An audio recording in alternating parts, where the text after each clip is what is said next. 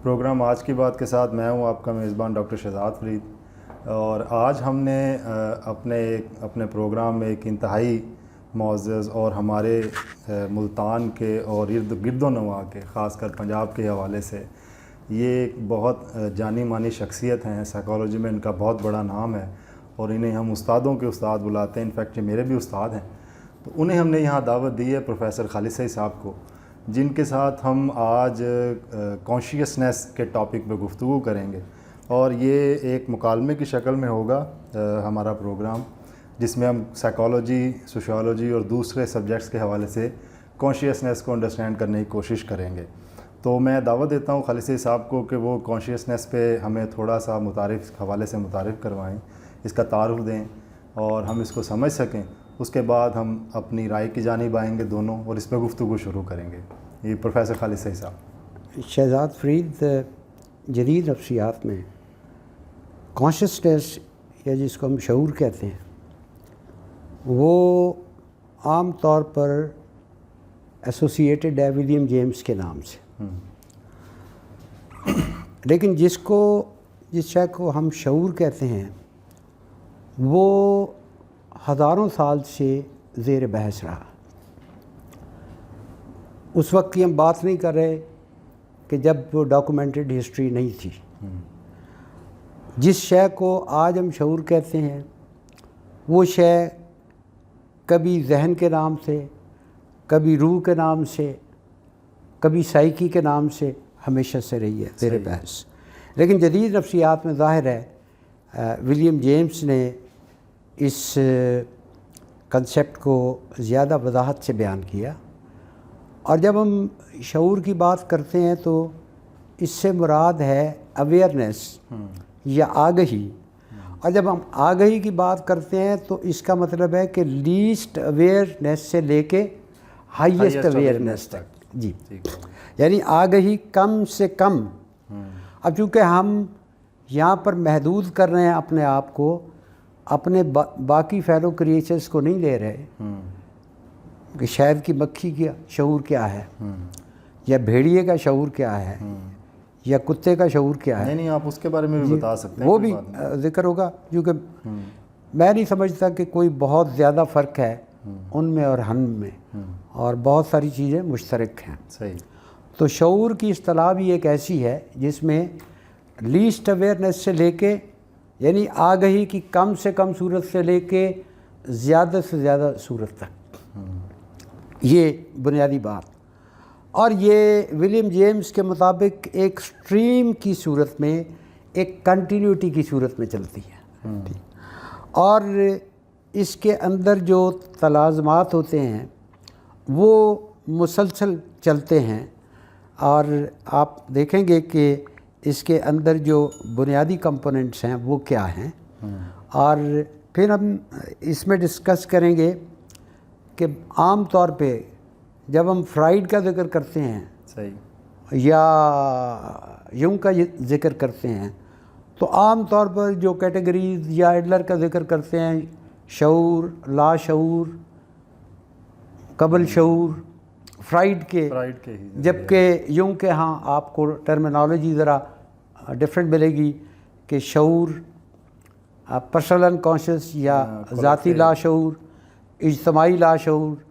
Fried نے ایک racial انکانشس کا کنسیپٹ بھی دیا ہے، جو اس کی مشہور کتاب group psychology and analysis of ego میں بڑی وضاحت سے دیا گیا ہے۔ لیکن جو اہم بات ہے وہ یہ ہے کہ بظاہر یہ لگتا ہے، جب ہم عام طور پہ دیکھتے ہیں کہ جیسے شعور is something which is antithetical to یا اپوزٹ ٹو شعور، لیکن ایسی بات نہیں ہے۔ عموماً لوگ جب فرائیڈ پہ بات کرتے ہیں تو وہ شاید سمجھتے ہیں کہ شعور جو ہے وہ اس کے اپوزٹ ہے، یہ ایک ہی کنٹینیوٹی میں ہے۔ پہلی تو یہ بات سمجھنے کی ضرورت ہے۔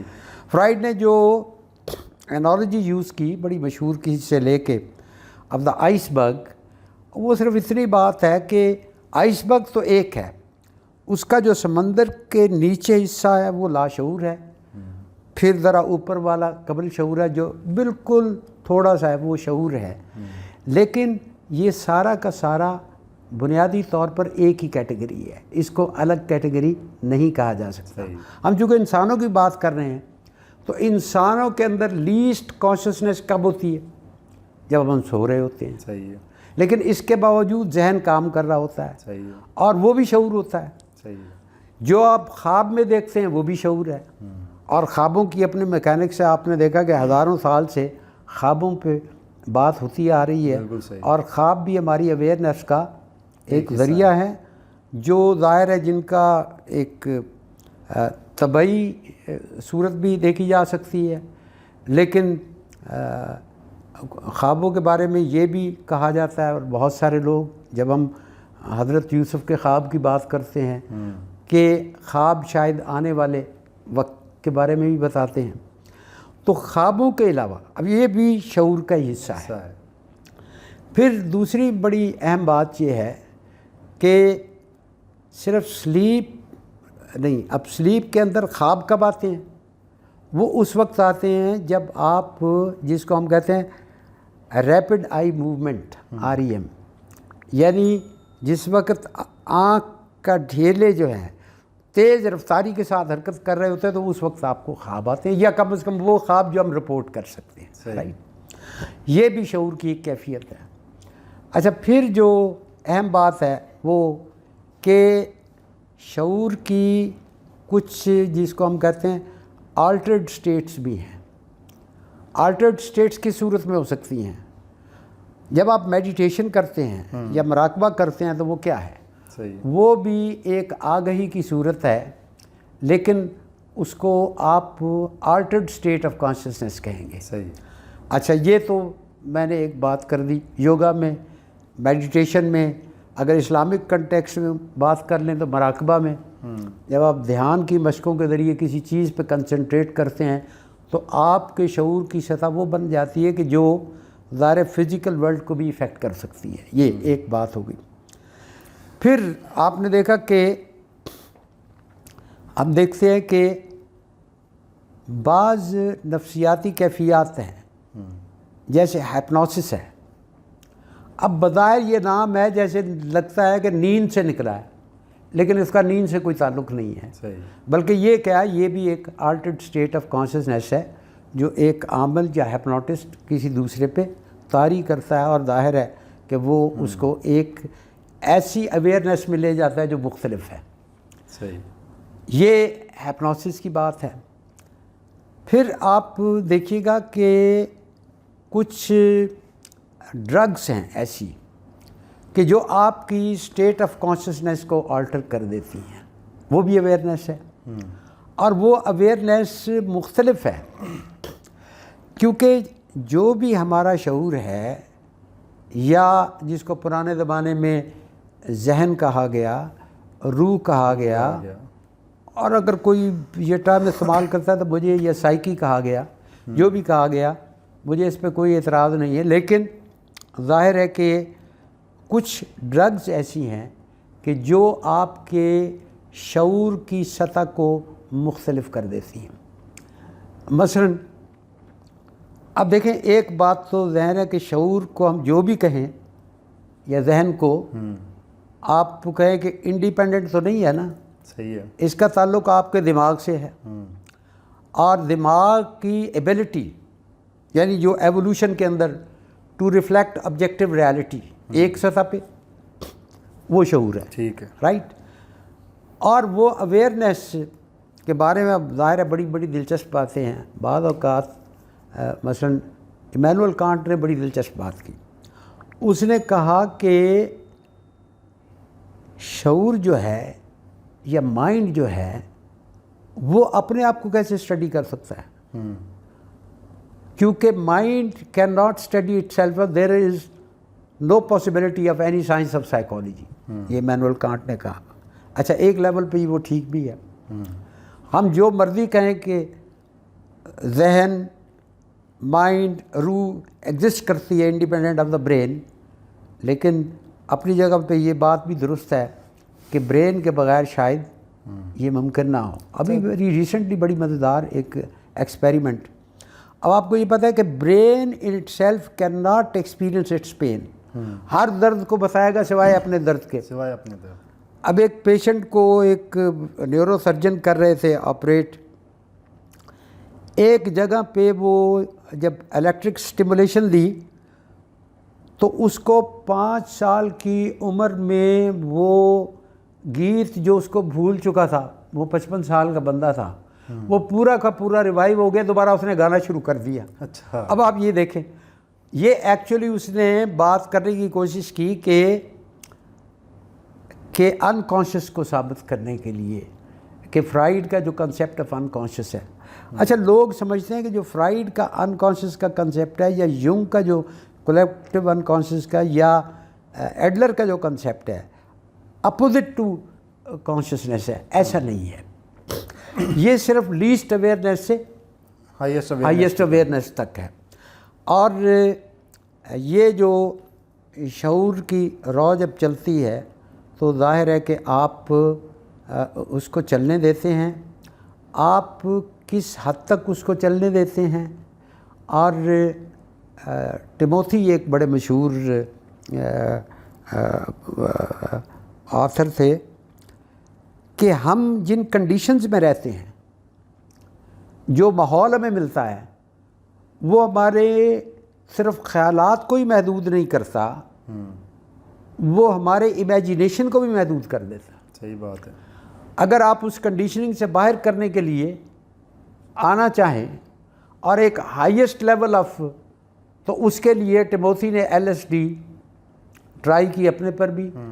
اور آپ کو جو معروف رائٹر تھے ہکسلے، اس نے مرنے سے پہلے LSD ٹرائی کرنے کے بعد اپنی وہ اسٹیٹ آف کانشیسنیس جس کو ڈاکومنٹ کیا اس کی بیوی نے. تو بات یہ ہے کہ جو سمجھنے کی ضرورت ہے کہ پہلی بات تو یہ کہ انسانی شعور یا ذہن ہمارے قریبی رشتہ داروں سے کوئی بہت زیادہ مختلف نہیں ہے. وہ آپ یوں سمجھ لیں اس میں صرف ڈگری کا فرق ہے، کائنڈ کا فرق نہیں ہے. صحیح. کیونکہ اس شعور کی بنیاد کس پہ ہوتی ہے؟ آپ کے حسی تجربات پہ، آپ کے امیجینیشن پہ. لیکن یہی امیجینیشن کی طاقت ہے جو آپ کی شعور کو آگے لے کے چلتی ہے. یہی وہ چیز ہے جس کو ورجینیا وولف نے استعمال کیا اپنی لٹریچر کی ٹیکنیک میں، جیمز جوائس نے یوز کیا، اور بہت سارے لوگوں نے، خاص طور پہ وہ لوگ جو فرائیڈ سے متاثر ہوئے، پوری سریلسٹک موومنٹ بریتان اور آنورڈ، تو وہ سارا کا سارا بنیاد اس بات پہ تھی کہ آپ اپنے لاشعور کو، جو بنیادی طور پہ آگہی کی ایک اور قسم ہے، اس کو فریلی پلے کرنے دیں. اچھا سر، اس میں نا میں کچھ گفتگو کے ٹائم بھی ہمارا جاتا جا رہا ہے، تو آپ کی گفتگو ماشاءاللہ بہت اچھی تھی، اس میں تو کوئی شک نہیں ہے، آپ استادوں کے استاد ہیں ہمارے.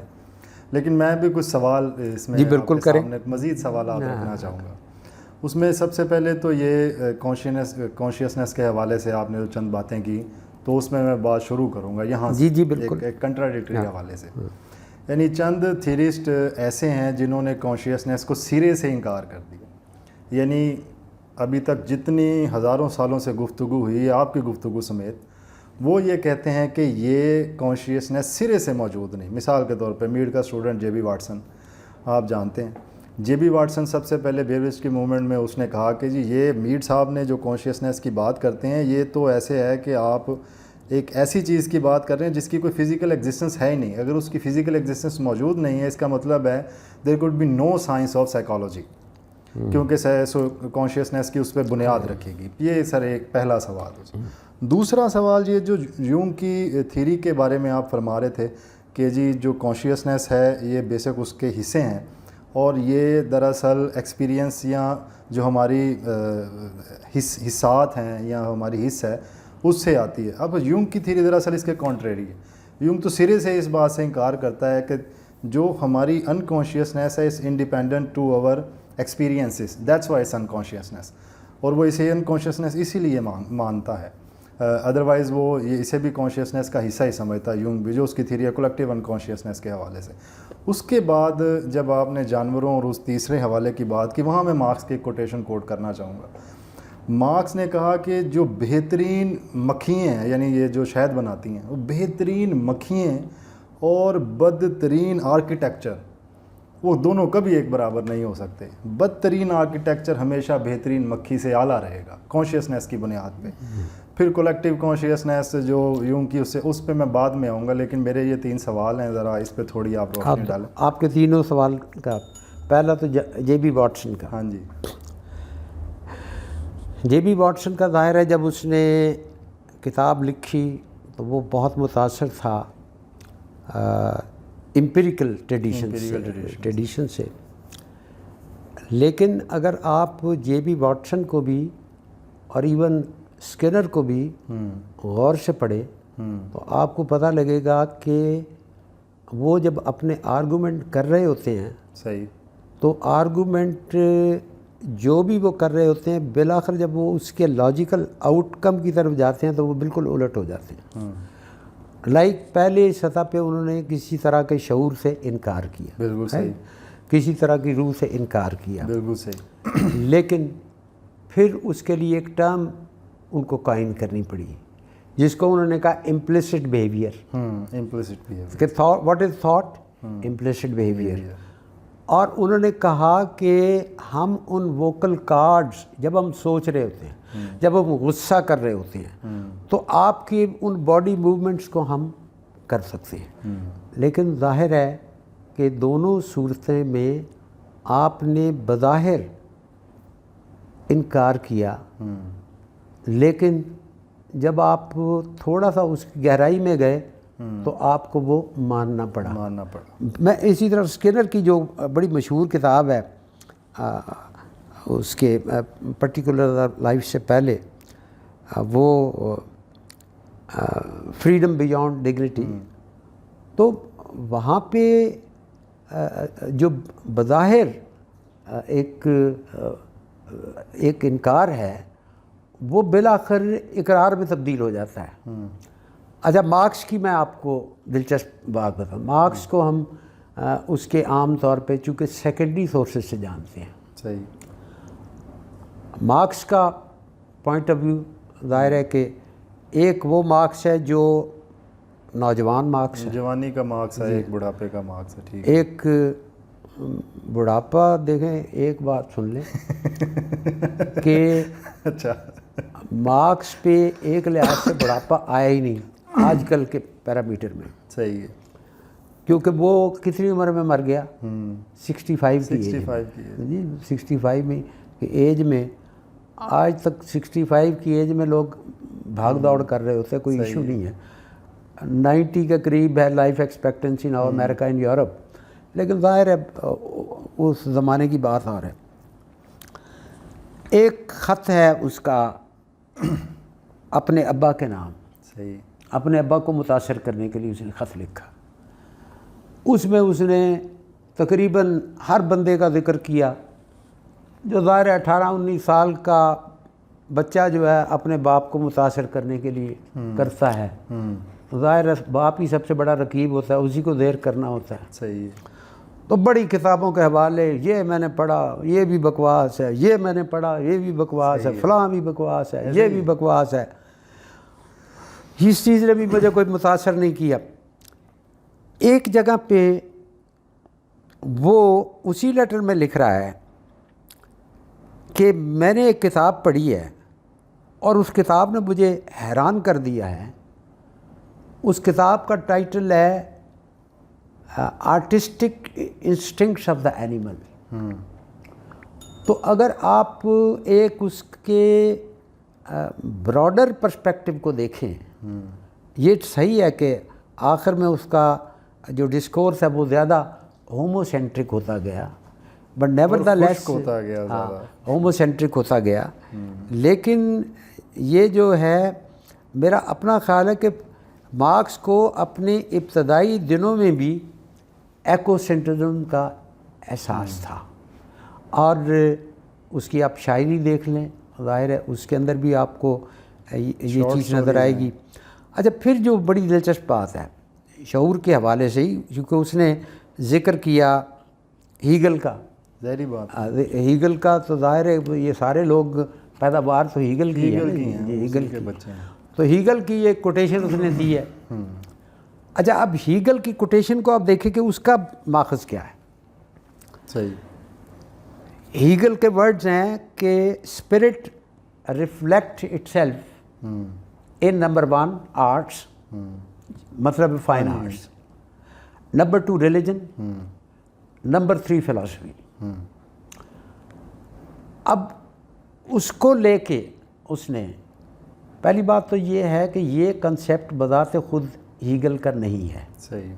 جب وہ اسپرٹ کی بات کر رہا ہے تو اسپرٹ کی جو یہ اگر آپ تھوڑا سا چلے جائیں نا پلاٹینس پہ، جو 2 صدی عیسوی کا اور جس کو ہم کہتے ہیں فاؤنڈر آف دا مسٹیسزم، اس کی جو تھیوری آف ایمنیشن ہے کہ ون سے یا واحد سے یا حق سے صحیح صدور ہوا کس کا؟ اسپرٹ کا. اب اسپرٹ جو ہے اس سے صدور ہوا سول کا، اور درجہ بدرجہ نباتات، جمادات، نباتات اور انسان اور پھر انسانی شعور. ٹھیک ہو یہ ہو گیا. سارے بغدادی یہ بات مانتے تھے. جی بالکل. اب یہاں پہ جو بات ہیگل کرنے کی کوشش کر رہا ہے، اور وہ ظاہر ہے کہ مارکس کو ظاہر ہے اس نے بہت متاثر کیا. No doubt. اب مارکس نے جس زمانے میں وہ کوٹ کر رہا ہے اس کے ذہن میں آرٹ سوار تھا. وہ خود شاعری کر رہا تھا، وہ ناول لکھ رہا تھا، وہ ڈرامہ لکھ رہا تھا، اور ظاہر ہے وہ ایک ایسی عمر میں تھا جب وہ عشق بھی کر رہا تھا. تو ظاہر ہے فائنر آرٹس میں اس کا ایکسپریشن جو ہے وہ نیچرل ہے.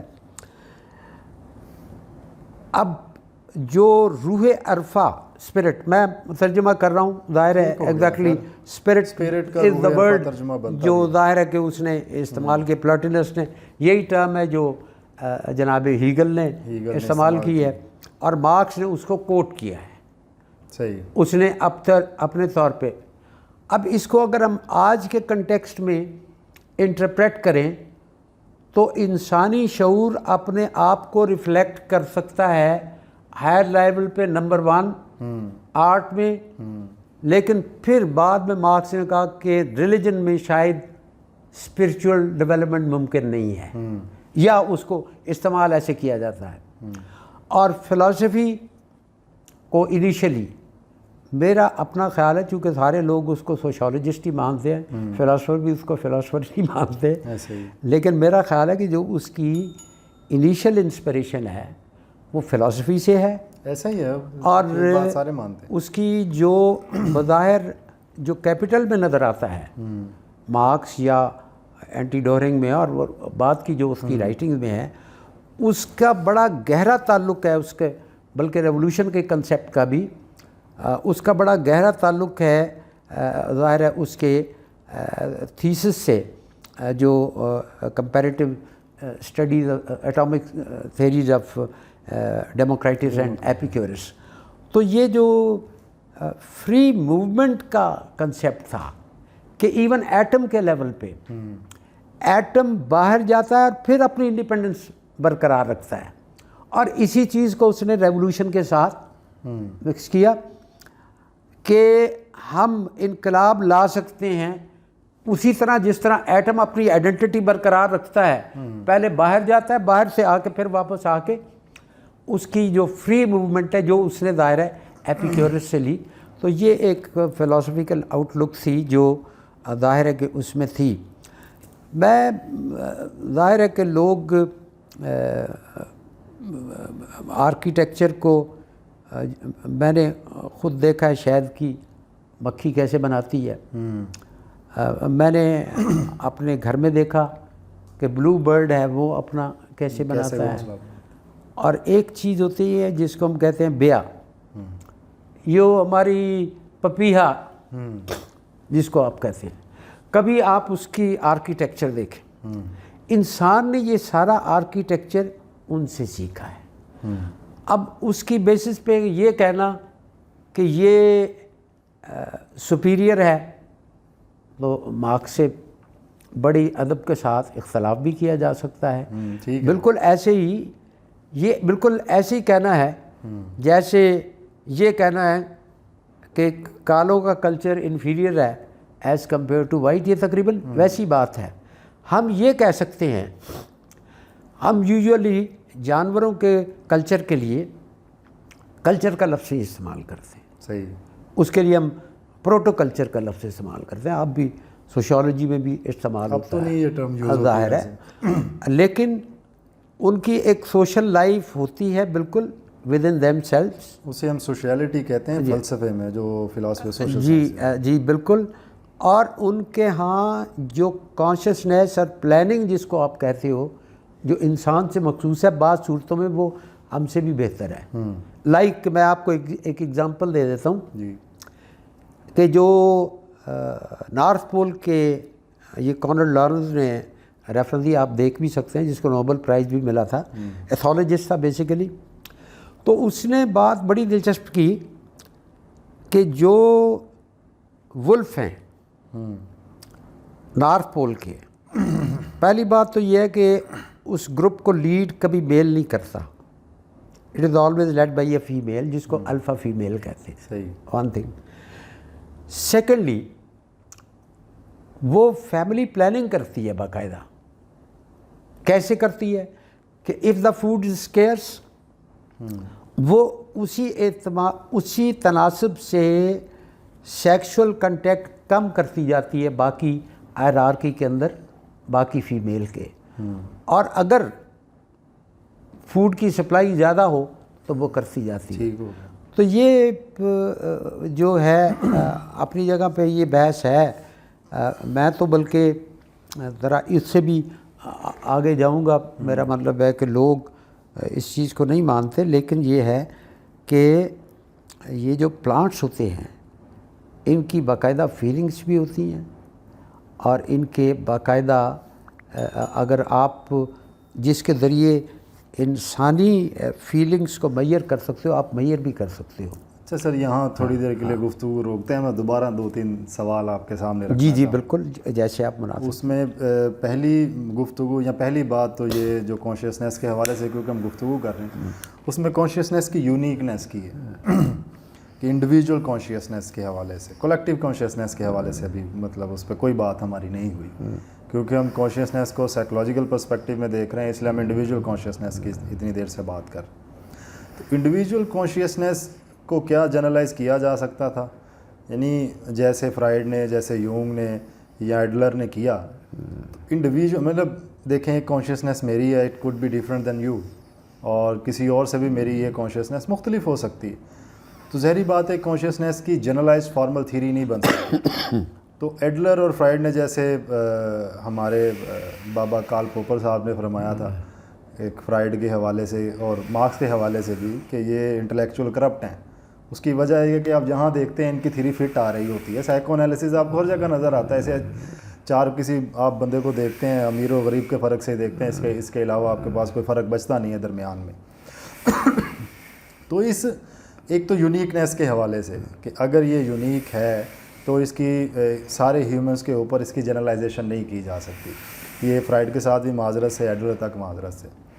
دوسری بات جو ہم اینیملز کے حوالے سے کر رہے تھے, ابھی ہم نے اینیملز کے حوالے سے یہ بات کی کہ ان کی, جیسے آپ نے آرگومنٹ کیا کہ ان کی جو کانشیسنیس ہے وہ ایک سطح پر ہیومن کانشیسنیس سے بھی ہائی ہے, ڈفرینٹ ہے. ڈفرینٹ آپ کہہ رہے ہیں, ڈفرینٹ ہے, ہائی نہیں کہتے ہم. لیکن ہائی تو ہم نے خود کہہ دیا نا جی, ہم نے اپنے منہ میاں مٹھی جو بننا ہوا ہائی ڈالا ہے, کیونکہ ہم انسان کے ساتھ کمپیئر کر رہے ہیں. اشرف المخلوقات جو کہتے ہیں. آپ یہ بات مجھ سے بھی بہتر جانتے ہیں, جیسے ہم یہ بات کر رہے ہیں کہ کانشیس, جیسے آپ نے پہلے آرگومنٹ میں یہ بات کی جہاں میں نے کہا کہ یونگ کی جو انکانشیسنیس ہے وہ تو دراصل سرے سے ایکسپیرینس کے ساتھ نہیں جڑی ہوئی, اور بعد میں ہم نے اس کو ایکسپیرینس کے ساتھ جوڑا. اب جیسے ہم ایکسپیرینس کے ساتھ اس کو جوڑ رہے ہیں, اور آپ نے وہ وولف کی ایگزامپل دی, اسی طرح ہم دوسرے یعنی کیڑیوں کی ایگزامپل دے دیں, آپ مکھیوں کی ایگزامپل لے لیں, بالکل, آپ وہ پپیہے کی ایگزامپل لے لیں, چڑیا, کسی کی بھی ایگزامپل لے لیں. اب ان سب میں دیکھیں کہ وہاں جو کانشیسنیس ایمرج ہو رہی ہے وہ دراصل لمیٹیڈ کانشیسنیس ہے. میں اس کو ٹرم لمیٹیڈ کیوں کہہ رہا ہوں؟ اس کی وجہ ہے کہ ان کی کنڈیشنز آف ایگزسٹنس جو ہیں وہ لمیٹیڈ ہیں اور وہ ان کے سروائیول آف ایگزسٹنس کے ساتھ جڑی ہوئی ہیں. یعنی وولف کا بنیادی کام ہنٹنگ اینڈ گیدرنگ ہے. انہوں نے کوئی مسجد نہیں بنائی, بلکہ ہنٹنگ ہی ہے, گیدرنگ بھی نہیں ہے. ہاں, یعنی یہ ایک کام ہے. تو ان کی کنڈیشن اس کے ساتھ جڑی ہے جو ان کے ہر ایکٹ کو ڈٹرمن کرے گی. اس نے بچے کتنے پیدا کرنے ہیں, اس نے کرنے بھی ہیں یا نہیں کرنے. اسی طرح آپ پپیہے کی جانب آ جائیں. اب پپیہے کی جو اس کی انسٹنکٹ ہے, جو اس کا ورک ہے, جو اس نے گھر بنانا ہے اپنا سارا, اب اس کی تمام لائف کی ایکٹیویٹیز میں سب سے امپورٹنٹ کام یہ ہے کہ اس نے گھر بنانا ہے, اور تقریباً اپنی لائف کا 90% حصہ گھر بنانے پہ سرو کرتے ہیں, باقی اکٹھا کرنے پہ کرتے ہیں. اسی طرح آپ دوسرے جانوروں کی مثالیں لے لیں جو ایک چیز کے گرد گھومتی ہیں, جو ان کا کوئی شاید ایک قانون بن سکتا ہو. لیکن انسان کی لائف میں کنڈیشنز آف ایگزسٹنس ایک نہیں. اس کی کانشیسنیس اس طرح کسی ایک پوائنٹ پہ لمیٹائز نہیں کی جا سکتی جیسے مارکس نے کر دی. یعنی ایک نقصان مارکس نے ہیومن کانشیسنیس کے ساتھ یہ بھی کیا کہ ہیومن کانشیسنیس کو ریڈیوس کر کے صرف ایک ٹیلالوجیکل ایرر میں لے آئے. یہ تھی ریڈکشنزم کا ایرر جسے ہم فلسفے میں بولتے ہیں. اب ان تمام حوالوں سے ایک تو یہ پہلی جو میں نے اس کے یونیکنیس کے حوالے سے بات کی. دوسری بات میری آپ سے وہ تھوڑا سا اختلاف اس حوالے سے تھا جو میں نے ابھی بیان کیا ہے آپ کو. اس پہ آپ کیا کہنا چاہیں گے؟ دیکھیں, ایک تو جو کارل پاپر کے حوالے سے بات کیا, وہ تو سرسری ریفرنس کے طور پہ کی کہ انہوں نے فرما دیا ہے نہیں, اپنی کتاب. کارل پاپر کا باقاعدہ آرگومنٹ ہے. صحیح ہے, بالکل ہے. اور وہ ہے کہ یہ سائیکو انالیسس, اس کو چونکہ you can not prove wrong, therefore it can not be science. یا فالسیفیکیشن اس کے لیے وہ غلط ہے. اس نے نان سائنس کا ورڈ یوز کیا, ٹھیک ہے. اس کے لیے اس نے کسی حد تک اکنامکس کو ایگزمپٹ کیا اس سے, کسی حد تک, پوری طرح نہیں. اچھا معذرت, ویسے آپ بتائیں کیا سائیکو انالیسس کوئی سائنس ہے بھی؟ مطلب اس میں کوئی چانس بچتا ہے سائنس کے ہونے کا؟ سائیکو انالیسس میں کہیں سائنس ہونے کا چانس بچتا ہے؟ دیکھیں, بات یہ ہے کہ کیا سائیکو انالیسس استعمال میں آ رہا ہے؟ وہ تو آ رہا ہے. صحیح ہے. کیا اس سے کچھ لوگوں کو یا چند لوگوں کو فائدہ ہو رہا ہے؟ وہ تو ہو رہا ہے. دیکھیں, تمام آبجیکٹو ملینیم کی جب ہائیسٹ اچیومنٹ سمجھی جاتی ہے تو 3 بندے سمجھے جاتے ہیں, اور ان میں ظاہر ہے کہ ایک فرائڈ بھی ہے. صحیح. اور میں جو عرض کر رہا ہوں کہ کیا اگر ہم امپیریکل کرائیٹیریا کے اسٹیٹسٹیکل نارمس کو لیں تو پھر جنرلائز کرنا جب تک کہ ڈیٹا پورا نہ ہو, اور اگر یا کنوینئنٹ سیمپلنگ تو you have a large sample, یا پھر اسٹریٹیفائڈ یا رینڈم اسٹریٹیفائڈ سیمپلنگ ہو تو پھر وہ ویلڈ اور ریلائبل ہوگا. لیکن کیا بات صرف اتنی ہے, کیا ایک ایٹم جو ہے, کیا اس کے اندر پوری کائنات کا نقشہ موجود ہے؟ نہیں ہے. اس ایٹم کے اندر پوری کائنات موجود ہے. صحیح. اب دیکھیں, بظاہر جو ہے بڑی عجیب سی بات لگتی ہے. صحیح. دیکھیں, ہمارے یہاں مسئلہ یہ ہوتا ہے کہ زیادہ تر ہم اوریجنل ٹیکسٹ کو نہیں دیکھتے. صحیح ہے, بالکل صحیح. ہم یوزولی سمجھتے ہیں کہ جیسے Freud is the prophet of free sex, صحیح, اس سے زیادہ اینٹی سیکسسٹ بندہ ہی کوئی نہیں ہے. صحیح. ٹھیک ہے, اگر آپ نے اس کو پڑھا ہو. ٹھیک ہو گیا. وہ ظاہر ہے ذاتی زندگی بھی میں ایسے تھا ویسے بھی. اچھا, اور بظاہر وہ کلچرل جیو تھا. صحیح ہے. لیکن اگر آپ اس کی پوری تھیریٹیکل انالیسز کریں تو آپ دیکھیں گے کہ he is more inspired by Christianity rather than Judaism. دوسری بات, غلط فہمی جو عام طور پہ اس کے بارے میں ہے وہ ہے کہ اس کے ہاں अनकॉन्शियस इज़ मोर इम्पॉर्टेंट। ठीक वे एक अलग कैटेगरी है, जैसे अपोजिट हो, ये अपोजिट नहीं है। ठीक ये सिर्फ लीस्ट वो डिफरेंट एक्सपीरियंसेस किस तरीके से आपको शेप करते हैं, क्यों आपको भूल जाते हैं, वो ख़त्म तो नहीं होते, सही है। वो आपकी लीस्ट अवेयरनेस में आ जाती हैं। ठीक एक बंदे का और मैं जिक्र कर दूं, चूँकि वैसे ही मक्सा में आप पढ़िए सखन इस तरह ना, वो है टर्म्स हम मुख्तलिफ यूज़ कर लेते ठीक हैं। हो गया। पेवलॉव ने अब ज़ाहिर है इस मौजू को छेड़ा, सही है। बहुत कम राइटिंग्स हैं उसकी, लेकिन सेकंड ऑर्डर सिग्नलिंग सिस्टम और शऊर के हवाले से जो उसने बात की, तो उसने जिसको फ्राइड ने अनकॉन्शियस कहा, उसने उसके लिए नॉन कॉन्शियस साइकिक एक्टिविटी की टर्म इस्तेमाल की। अब टर्म आप जो मर्जी इस्तेमाल कर रहे हैं, ख्याल सिमिलर है या नहीं, सिमिलर है। और ये बात ठीक दूसरा है, ये पेवलॉव की ऐसी कि बात जो बात युंग ने की, कलेक्टिव अनकॉन्शियस की बात करें आर्कीटाइप्स के ज़रिए, पहली बात तो ये है कि ये युंग का ओरिजिनल आइडिया नहीं था। ये उसने फ्राइड की एक किताब जिसका मैंने पहले भी जिक्र किया, group psychology and analysis of ego, जहाँ पे वो अर्ड की, और तो वहाँ पे उसने रेशियल अनकॉन्शियस की बात की है। अब वो टर्म ज़रा बदल के कलेक्टिव अनकॉन्शियस, और ये बात अपनी जगह पे सही है कि हज़ारों वर्ष के जो तजुर्बात हैं हमारे, वो किसी न किसी लेवल पे हमारे हर हरकत को मुतय्यन कर रहे होते हैं, जिस जगह पे हम रह रहे होते हैं। सही है। आपके चलने का अंदाज़ है, आपके मोहब्बत करने का अंदाज़ है, ये सारा का सारा किसी न किसी लेवल पे वो हमारे कलेक्टिव अनकॉन्शियस में मौजूद है, जो ओवरऑल जिस तरीके से विलियम जेम्स ने डिफ़ाइन किया शऊर को, उसमें शामिल हो जाता है। यानी हम उसको अपोजिट नहीं लेंगे। जैसे फ्राइड ने भी जिक्र किया कि ये जो आइसबर्ग है, आइसबर्ग तो एक ही है ना, है तो पूरा माइंड एक है, शऊर का आप नज़र बज़ाहिर थोड़ा आ रहा है, उसके बाद कबल शऊर आ गया, फिर जो है अनकॉन्शियस आ गया, लेकिन ये सारी चीज़ें शऊर का ही हिस्सा है। सर इसमें मतलब ये हैरानी की बात है, मैं यूं की एक मैं सिर्फ आपकी बात वो कि जनरलाइज कैसे करेंगे एक इंडिविजुअल के एक्सपीरियंस को। ठीक हो गया। जैसे क्लोनिंग के बारे में तो आप जानते हैं ना, सही। आपके नाखून के एक सेल से आपका दोबारा रेप्लिका तैयार किया जा सकता है? बिल्कुल किया जा सकता है। ठीक है। एक बंदा जिसके पास क्रिएटिव इमेजिनेशन हो, अब क्वालिटेटिव रिसर्च में आप एक केस स्टडी से क्या जनरलाइज कर सकते हैं? नहीं कर सकते, इम्पॉसिबल। स्टैटिस्टिकली हम नहीं कर सकते, स्टैटिस्टिकली उसमें होगा ही नहीं, स्टैटिस्टिकली नहीं कर सकते, लेकिन उसके अंदर नक्शा मौजूद होता है। ठीक है। चले इंसानों के बारे में,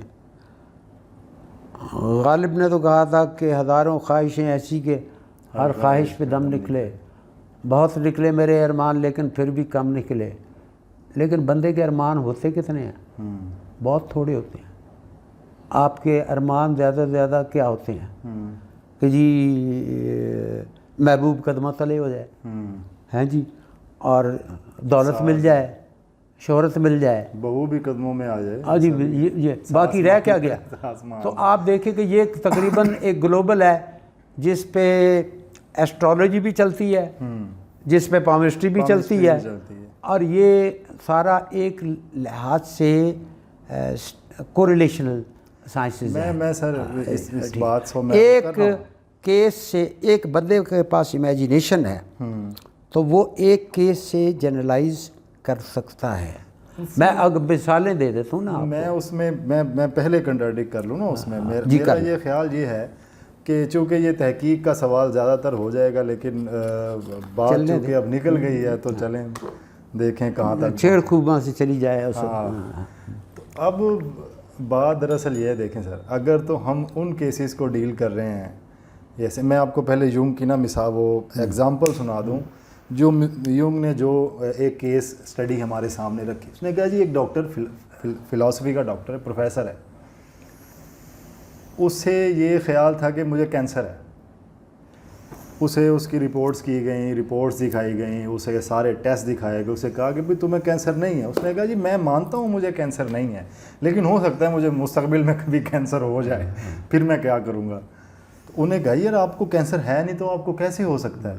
اس نے کہا جی میں یہ بھی ماننے کے لیے تیار ہوں کہ مجھے کینسر نہیں ہے، لیکن مجھے ایسا لگتا ہے کہ مجھے کینسر ہے، اس لیے مجھے کینسر ہے. اب ایک یونیک کیس ہے، اس طرح کی تھاٹ ہر انسان کی نہیں ہو سکتی، اس لیے اسے ہر انسان پہ جنرلائز نہیں کیا جا سکتا. یونگ نے اسے انکانشیسنیس کے ساتھ ریلیٹ کر کے یہ کیس اسٹڈی دی تھی. اس طرح آپ نے فرائڈ کی کیس اسٹڈیز کچھ پڑھی ہوں گی، اس کی سائیکو انالیسس کی، اپنی خوابوں کی کیس اسٹڈیز فرائڈ کی اپنی اس کی بہت زیادہ اس کی اپنی جتنی بھی ہیں خوابوں کی، مطلب اسپیسیفکلی اگر ہم ڈسکس کریں کیس اسٹڈیز اس کی. اب اس میں انکانشیسنیس کے جتنے حوالے ہیں اگر لوگوں کے خوابوں کے حوالے سے، اب دیکھیں ہر انسان کا خواب ایک جیسا نہیں ہوتا، ظاہری بات ہے.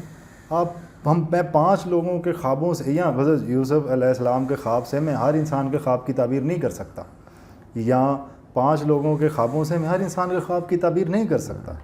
تو ظاہری بات ہے وہ جو میری تھیری ہوگی وہ 5 لوگوں تک لیمیٹڈ رہے گی. بہت زیادہ مجھے اس کے ایویڈنسز ملیں گے تو میں آگے نکلوں گا، اور جب ایویڈنسز زیادہ نکلیں گے ظاہری بات ہے میں اسٹیٹسٹیکل ڈاٹا کی جانب جاؤں گا.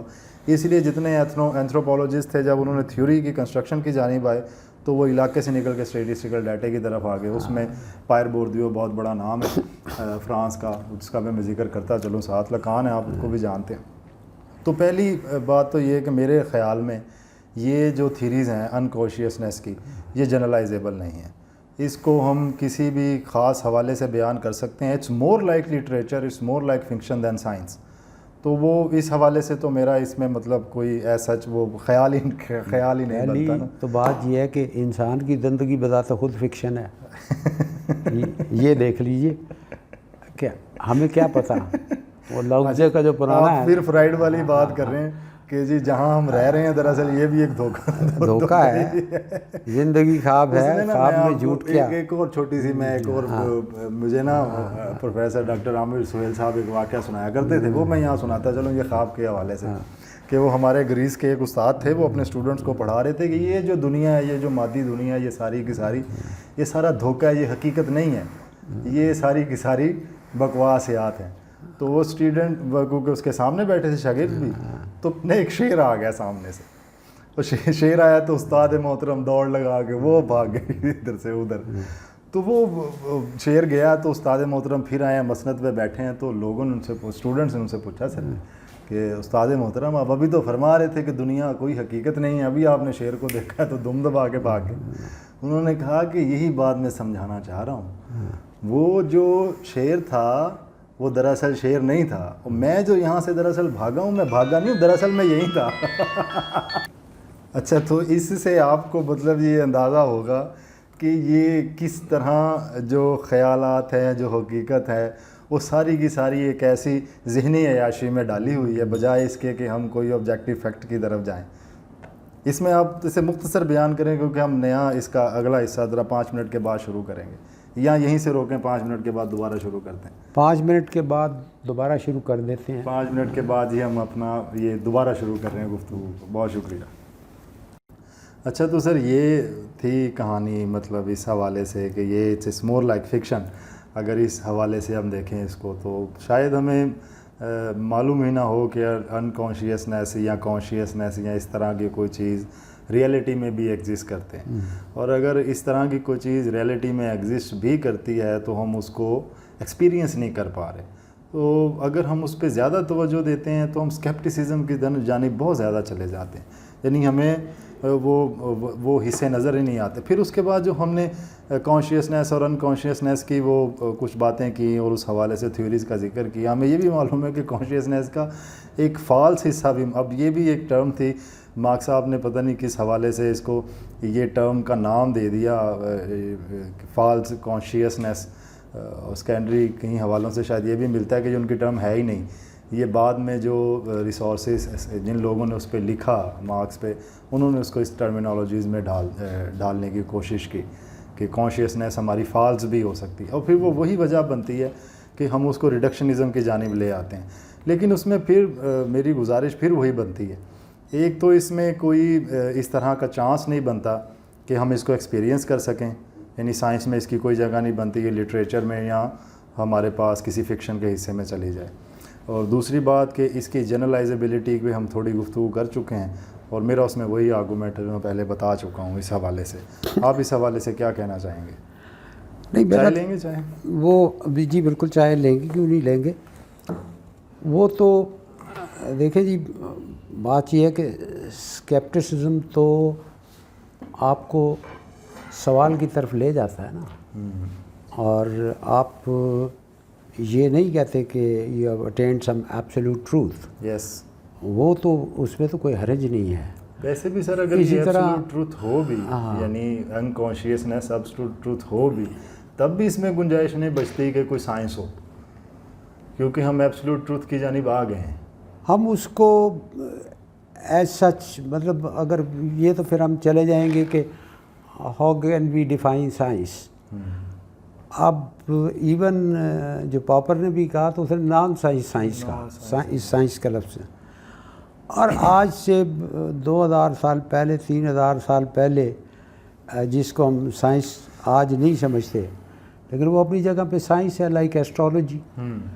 بات یہ ہے کہ کانشیسنیس یا آپ کی جو بھی پرسیپشن ہے یا لاشعور میں جو انسیڈنٹ ہے وہ آپ کے بیہیویئر کو ڈٹرمن کرتا ہے. آپ کی کنڈیشنز جو ہیں وہ ڈیفینیٹلی آپ کے بیہیویئر کو. ہم جو اسکیپٹسزم کی طرف جاتے ہیں وہ لاؤ ٹزے کا بڑا مشہور ایک ہے کہ اس نے خواب میں دیکھا کہ وہ ایک تتلی ہے جو اڑ رہی ہے پھولوں پر. تو پھر اس نے سوچا کہ ہو سکتا ہے کہ اب اصل میں تتلی ہوں جو خواب دیکھ رہی ہے کہ میں آدمی ہوں. اچھا، اس طرح کی سچویشن ہے. اس کا مطلب ہے کہ ایک سسپینشن آف کہ بھئی آپ ایگزیکٹلی نہیں کہہ سکتے، لیکن وہ جو گمان ہوتے ہیں ہمارے، یہ چیز ہماری اویئرنیس میں آ گئی، وہ غلط بھی ہو سکتی ہے. ہاں بالکل. آپ دیکھیں کہ وہ لوگ جو ایک بچی کو خواب آیا کہ زیارتیں کرنی ہیں اور صندوقوں پہ، تو وہ انہوں نے اس کے مطابق عمل کیا، وہ ڈوب گئے وہ اپنی جگہ پہ. لیکن وہ عمل کرتے ہیں اپنا جو بھی ان کی پرسیپشن ہے، اور وہ بھی ظاہر لاگ نے کانشیسنیس کو دراصل پرسیپشن سے جوڑا. یہ پرسیپشن تو وہ آپ پرسیپشن کے مطابق ہی کرتے ہیں نا عمل. اب اس کے لیے ضرورت نہیں ہے. اب دیکھیں اگرچہ ریلیجن کے بارے میں میرا فیلڈ بھی نہیں ہے، لیکن جو گمان ہے اس بندے کے لیے تو حقیقت ہے. بالکل صحیح. رائٹ. جو بت کی پرستش کر رہا ہے وہ بھی ٹھیک ہے، اور جو ظاہر ہے کہ باقی لوگوں کے لیے وہ ظاہر ہے کہ ایک گمان ہو سکتا ہے. لیکن آپ عمل تو وہی کریں گے کہ جو آپ کیوں جاتے ہیں تعویذ کے چکر میں. آپ اس وقت آپ کے یہ تعویذ ہی مجھے کچھ دے گا، پیر کے پاس کیوں جاتے ہیں وہ، یا ایون ڈاکٹر کے پاس کیوں جاتے ہیں، یہ اس پرسیپشن کو لیے یا اس شعور کو لیے کہ اسی سے مجھے صحت ہوگی، اور واقعی صحت ہو بھی جاتی ہے. یہ 110% میرے پاس ایسی کئی مثالیں ہیں، بے شمار مثالیں آپ کو مل جائیں گی. ایویڈنٹ ہوں. جی بالکل اس طریقے سے آپ دیکھیں تو. اچھا، سپرسٹیشن جو ہے جس کو ہم سپرسٹیشن کہتے ہیں، وہ بھی تو بیسیکلی یہی ہے نا کہ اویئرنیس کا ایک لیول ہے اور آپ اس کے مطابق عمل کرتے ہیں. صحیح ہے. اچھا، اسکنر نے باقاعدہ جو کبوتروں پر ایکسپیریمنٹ کر رہا تھا، تو اس نے کہا کہ کبوتر بھی جو ہے وہ سپرسٹیشن سیکھتے ہیں. مثلا ان کو دانا تو ملتا ہے کہ when you they press a right kind of a button, لیکن اگر وہ گردن موڑ رہے ہیں یا اس طریقے سے پر، تو وہ سمجھتے ہیں کہ اس کے بغیر نہیں ہو سکتا. صحیح. یہ بالکل ایسے ہی ہے کہ جیسے ہم بہاؤدین زکریا کے مزار پہ جاتے ہیں اولاد نرینہ کے لیے، اور ظاہر ہے اگر آپ کی وائف پریگننٹ ہے تو اولاد نرینہ یا نگینہ یا تیسرے میں کسی میں ہوگی تو صحیح نا، تو وہ ظاہر ہے آپ کا چانس کی بات ہے کہ ایک ہو گیا تو آپ اس کو کیلنڈر بنا لیتے ہیں. تو یہی اویئرنیس جس طرح کبوتر میں ہے انسان بھی بالکل ایسے ہی کرتا ہے. ہمارے بڑے مشہور وہ تھے پلیئر امر ناتھ کے بیٹے مہندر امر ناتھ، اس نے ایک بار with a red hanky hip pocket میں جو سینچری کر لی. اب وہ اس کے ذہن میں بن گیا کہ یہ جو ہے جب تک ریڈ ہینکی اس کے ہپ پاکٹ میں نہیں ہوگا وہ سینچری نہیں کر سکتا، تو اس کے مطابق وہ عمل کرتا ہے. وہ آئیڈیالوجیکل کنڈیشننگ کہتے ہیں. Ideological condition. اچھا، اس میں سپرسٹیشنز کے حوالے سے ایک مزیدار بات اور بھی ہے. جیسے ہم سپرسٹیشنز کی بات کر رہے ہیں اور ہم اسکینر کی وہ بھی لیول آف اویئرنیس ہے ایک طرح کی. اچھا، اس کی سپرسٹیشن کو اس کو اپوزٹ کر کے دیکھتے ہیں جو میں بات بیان کرنا چاہتا ہوں. یعنی اسکینر کو یہ لگ رہا ہے کہ وہ کبوتروں کو کنڈیشن کر رہا ہے، اور کبوتر کا نظریہ یہ ہے کہ دیکھو میں ابھی اس بٹن کو پریس کروں گا، دیکھنا مجھے یہ کھانا دے گا. وہ تو اسکینر کو کنڈیشن کر دیا. مطلب بجائے اسکینر بھی لائک مکینیکل وہاں کھڑا ہے نا کہ یہ بٹن دبائے گا تو کھانا دوں گا میں. کنڈیشننگ تو اسکینر کی بھی ہو گئی. جی بالکل، یہ ضرورت نہیں ہے. میں تو چونکہ بنیادی طور پہ سگ پرست ہوں تو مجھے پتہ ہے کہ جب میں کتا میرے پاس آتا ہے تو مجھے پتہ ہے کہ میں نے اپنی لائف کو پھر اس کے مطابق ڈیزائن کرنا ہے. صحیح. وہ نہیں کرے گا ڈیزائن، مجھے کرنا ہے. آپ کو ڈیزائن کرنا ہے. اب یہ ابھی آپ کی پتہ نہیں ملاقات ہوئی ہے گگڑوں کے ساتھ یا نہیں، وہ اتنی ڈسٹرکٹیو ہے، اتنی وائلنٹ ہے،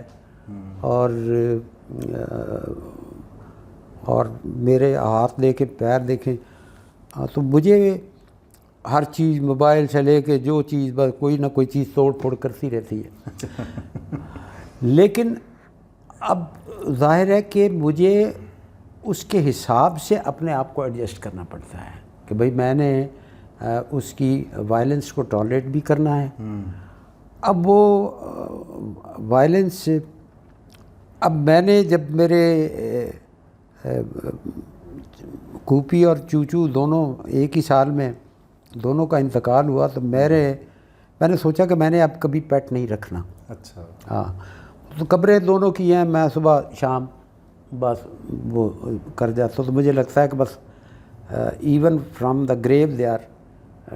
اب یہ میرا گمان ہے نا. ٹھیک ہے. اب لوگ مذاق بھی اڑاتے ہوں گے اس کا، اور میرے بھائی جو ہیں وہ مذاق اڑاتے ہیں اور کہتے ہیں کہ بھئی تمہاری یہ حالت ہے تو ہم تمہیں الاؤ نہیں کرتے کہ تم اب پیٹ رکھو. اچھا.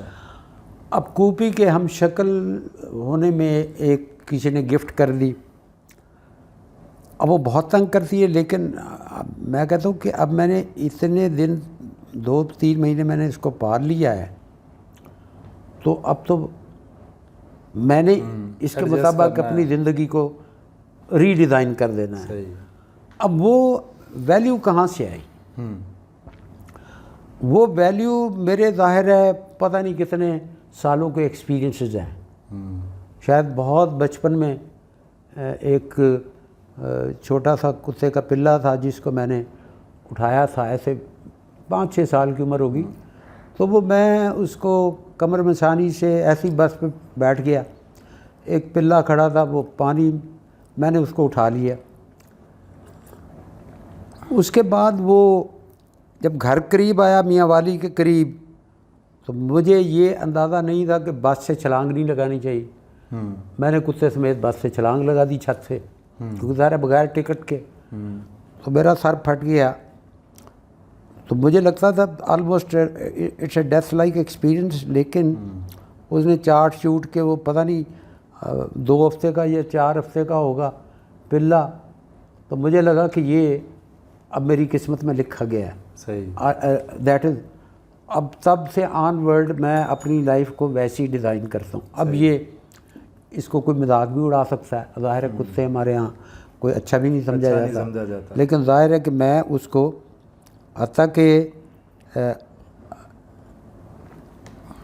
اب لوگ ڈراتے ہیں کہ بھئی وہ ابھی ٹیکے نہیں لگے، تو مجھے تو کوئی فرق نہیں پڑتا، میں نے سانپ رکھا ہے تو اس کا زہر میں نے نہیں نکلوایا تھا، اب ویری کانفیڈنٹ کہ یہ مجھے نہیں کاٹے گا، اور واقعی اس نے نہیں کاٹا. اور یہ گمان ہوتے ہیں آپ کے، اس کے مطابق آپ عمل کرتے ہیں. وہ اصل میں بات یہ نہیں ہے کہ کوئی چیز فالس ہے یا نہیں ہے. صحیح. عرفی کا شعر ہے، بہرحال اس کو میں تھوڑا سا اردو میں کر دیتا ہوں. آپ ویسے ہی سنا دیں. نہیں وہ، لیکن وہ بڑا دلچسپ ہے کہ اگر کسی پیاسے کو صحرا میں دور سے چمکتی ہوئی ریت، ندی نظر نہ آئے تو اس کی پیاس میں ضرور کوئی کمی ہے. صحیح بات. تو کیا یہ خوبصورت بات. ہم ان ایلوژن کے سہارے ہم زندگی بسر کرتے یعنی ہیں. کچھ ایلوژنز ہمارے یہی ایلوژن ہماری شعور ہے. ریالٹی بناتے اب اس کو آپ فالس یا ٹرو ایلوژن کوئی نہیں ہوتا. بائنری ایلوژن تو ایلوژن ہوتا ہے. میں اشرف المخلوقات ہوں، یہ میرا ایک ایلوژن ہے. صحیح. اب میں اس طرح نہیں سوچتا. صحیح. تو ڈیفینیٹلی میرے نزدیک جو ہے سب مخلوقات ایک جیسی ہیں، تو اس میں یا مجھ سے بہتر ہیں کم از کم، صحیح، یا انسانوں سے بہتر ہیں کم از کم، تو میں اس کے مطابق عمل کرتا ہوں. اسی طرح وہ بندہ جو پیر کے پاس جاتا ہے وہ بھی ٹھیک ہے، اپنے اویئرنیس کے لیول پہ آ کے کرتا ہے. اسی طرح آپ کے ڈفرینٹ جو ہیں ایکسپیرینسز وہ ڈٹرمن کرتے ہیں آپ کا لیول آف. یعنی آپ کانشیسنیس کو ریلیٹیو تصور کرتے ہیں؟ جی بالکل، ریلیٹیو اس لیول پہ ہے کہ آپ اس کے مطابق عمل کرتے ہیں. پھر ظاہری بات ہے ریلیٹیو ہونے میں آپ کوئی ہیرارکی یا بائنری اپوزیشن تو نہیں بنا سکتے. آپ بائنری میں اس طرح، لیکن نارملی ہم تو فرائیڈ کو جو ٹیکسٹ بک میں پڑھیں تو آپ کو ایک ملے گا کہ جی اس نے انکانشیس پہ بڑا زور دیا جبکہ شعور کو نظر انداز. بھائی اس کے اندر کنٹرڈکشن ہے ہی نہیں. وہ تو لیسٹ سے ہائیسٹ اویئرنیس کا فرق ہے صرف اتنا. لیکن بہرحال جو اب لکھ رہا ہے وہ اپنے لیول آف اویئرنیس کے مطابق لکھ رہا ہے، اپنی انڈرسٹینڈنگ کے مطابق. اب آپ کسی بھی آتھر کو لے لیں، آپ اس کا اوریجنل ٹیکسٹ دیکھیں اور اس پہ کمنٹریز پڑھ لیں، ہر بندہ اپنے حساب سے اس کو انٹرپریٹ کرے گا. یہ کہ لوگوں کا جو نظریہ ہے اس کو پڑھنے کا، اس کے بعد لکھنے کا، وہ ہر بندے کا مختلف ہوتا ہے. اس کی وجہ یہ اس کے شعور کا جو لیول ہے، اور وہ اس کو ہم کوئی اچھے برے میں بھی نہیں لیں گے. بالکل ٹھیک. ڈفرینٹ ہیں لوگ. اسی لیے جیسے ریلیٹیوسٹ ہیں. پرانا وہ کہتے تھے کہ جی یہ جینسن کا نظریہ تھا کہ جی کالا 15 IQ کم ہوتا ہے. وہ کنڈیشنز، جی جینسن کا بڑی 30-40 سال کی ریسرچ پر اسٹیٹسٹیکل ریسرچ تھی اور ٹھیک تھی. اسی ایک ریسرچ جس کی بنیاد پہ یہ سیکنڈ ورلڈ وار میں جو کالے ہیں ان کو پائلٹ نہیں بنایا جا سکتا کیونکہ یہ ان کا IQ لیول لو ہے. پھر اس کے بعد انہیں جب جہاز میں بٹھایا گیا انہوں نے وہ وار ون کی. ہاں، تو آپ یہ سارا کا سارا جو ہے وہ ایک وائٹ کا گمان ہے نا جی، کہ میں اب اس کو اس کا الٹ بھی ٹھیک ہے. اچھا یہاں نا اب میرا خیال ہے جہاں تک اب تک ہم نے گفتگو کی ہے سوری، یہ ساری کی ساری ویسٹرن کانسیپٹ آف کانشیسنیس پہ تھی. اب ہم تھوڑا ایسٹرن کانسیپٹ آف کانشیسنیس کی جانب آتے ہیں.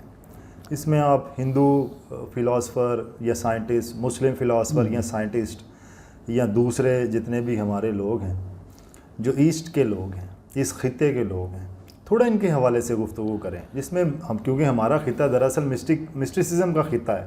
یہ کوئی سائنس کا خطہ نہیں رہا شروع سے کہ جی شروع سے یہ بڑے وہ ریشنل، اور ان کے تو خیالات پیسفل لوگ تھے، سوچ پیسفل تھی اور چیزیں بھی پیسفل ہی تھیں.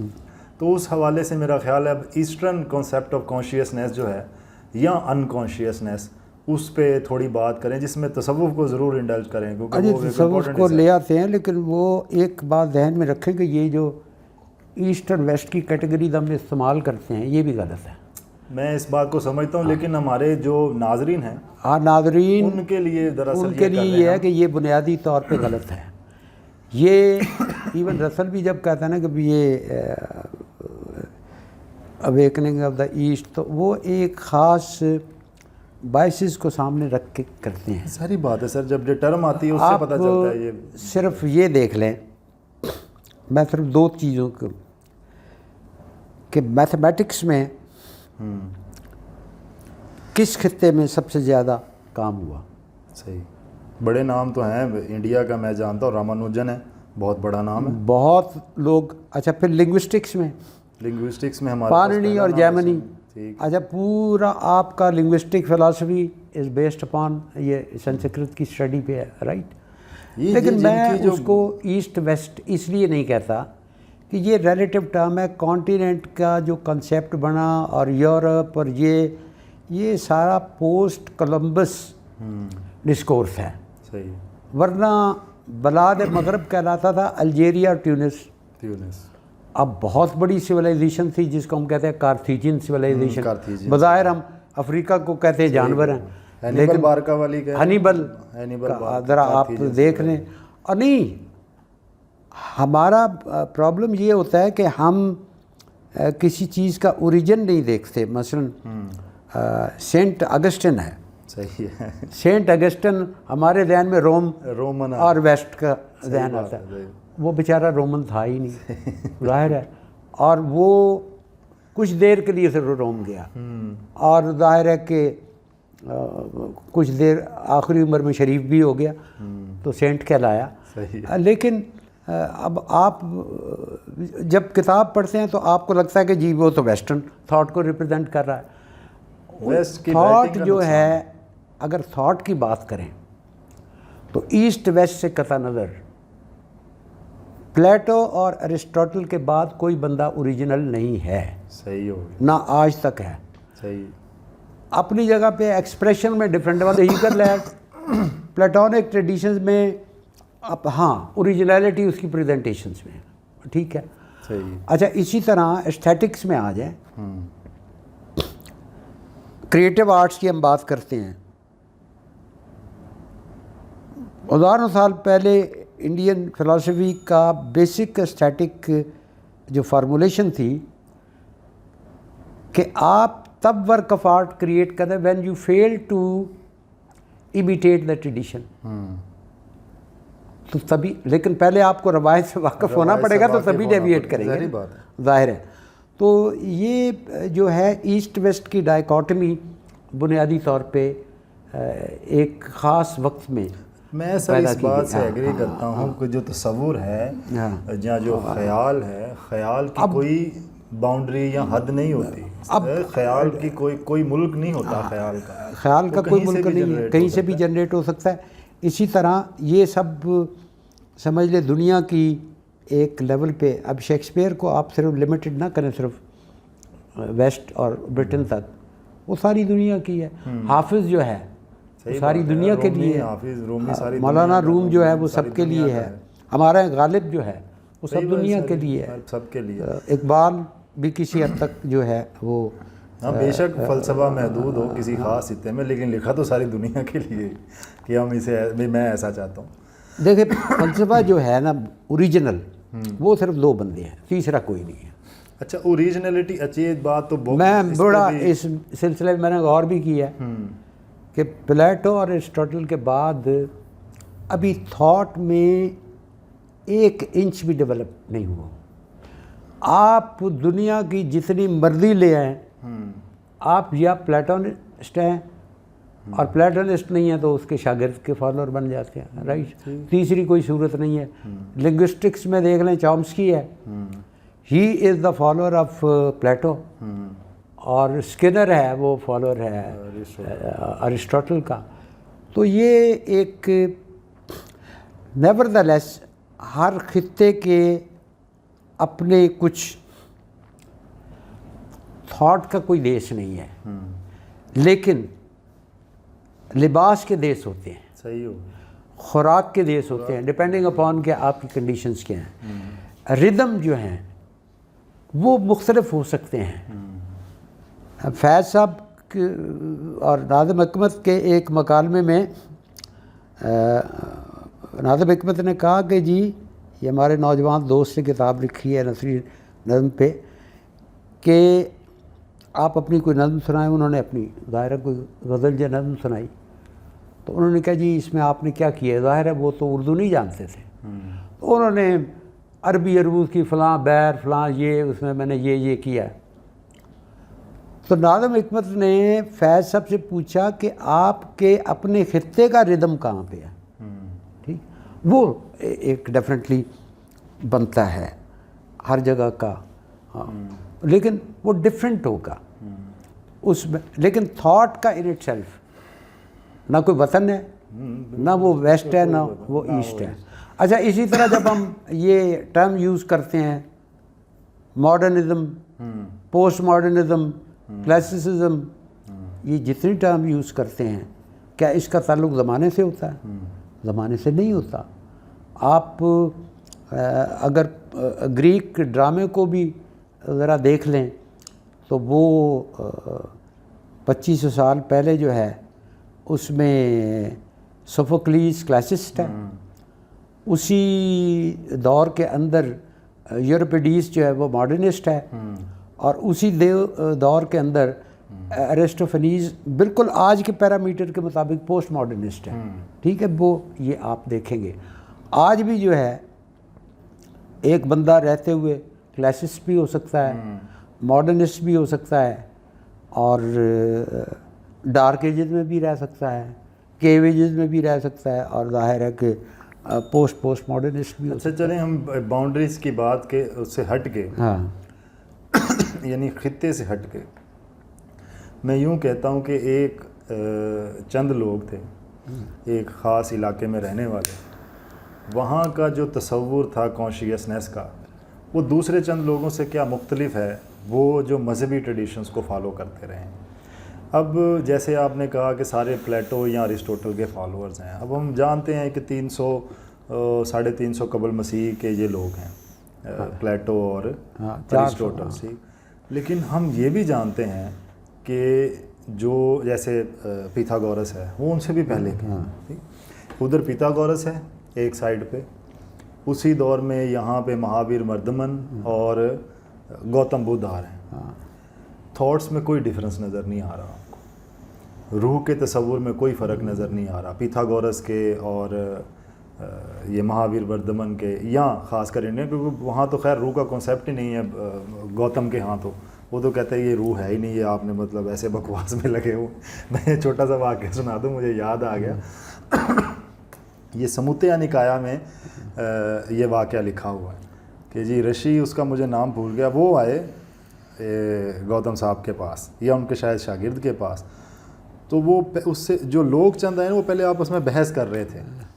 وہ ایک ان کا جو شاگرد تھا وہ پوچھ رہا تھا روح کیا ہے, اور اس طرح ان کا ڈسکشن چل رہی تھی. تو وہ اسے اٹھا کے لے آئے کہ جی چلیں صاحب کے پاس چلتے ہیں, ان سے پوچھتے ہیں. صاحب نے وہاں سے ریویو کیا, ستی تھا اس کا نام, اس شخص کا نام ستی. اس نے کہا کہ تمہیں منع نہیں کیا گیا کہ یہ روح کا جو تصور ہے اس میں مت پڑھو, کیونکہ یہ تمہیں تمہارے نوبل وے سے ہٹاتا ہے. اس میں روح کا تصور تو ویسے ریویو کا, یعنی وہاں کانشیسنیس کا تصور ہی مختلف ہے اس خطے میں یا اس علاقے میں یہاں جو لوگ تھے.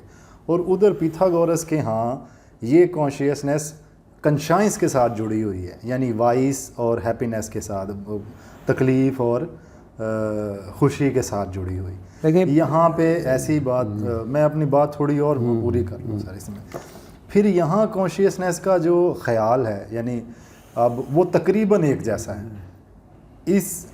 وہ کانشیسنیس, وہ شعور جو فرائیڈ کے ہاں, یونگ کے ہاں, ایڈلر کے ہاں, یا مارکس کے ہاں, یا دوسرے جو تھیورسٹ ہیں ان کے ہاں جو مادی دنیا سے جڑا ہوا ہے, ان کے ہاں وہ دراصل شعور ہے ہی نہیں, یعنی اسے سرے سے انکار کرتے ہیں.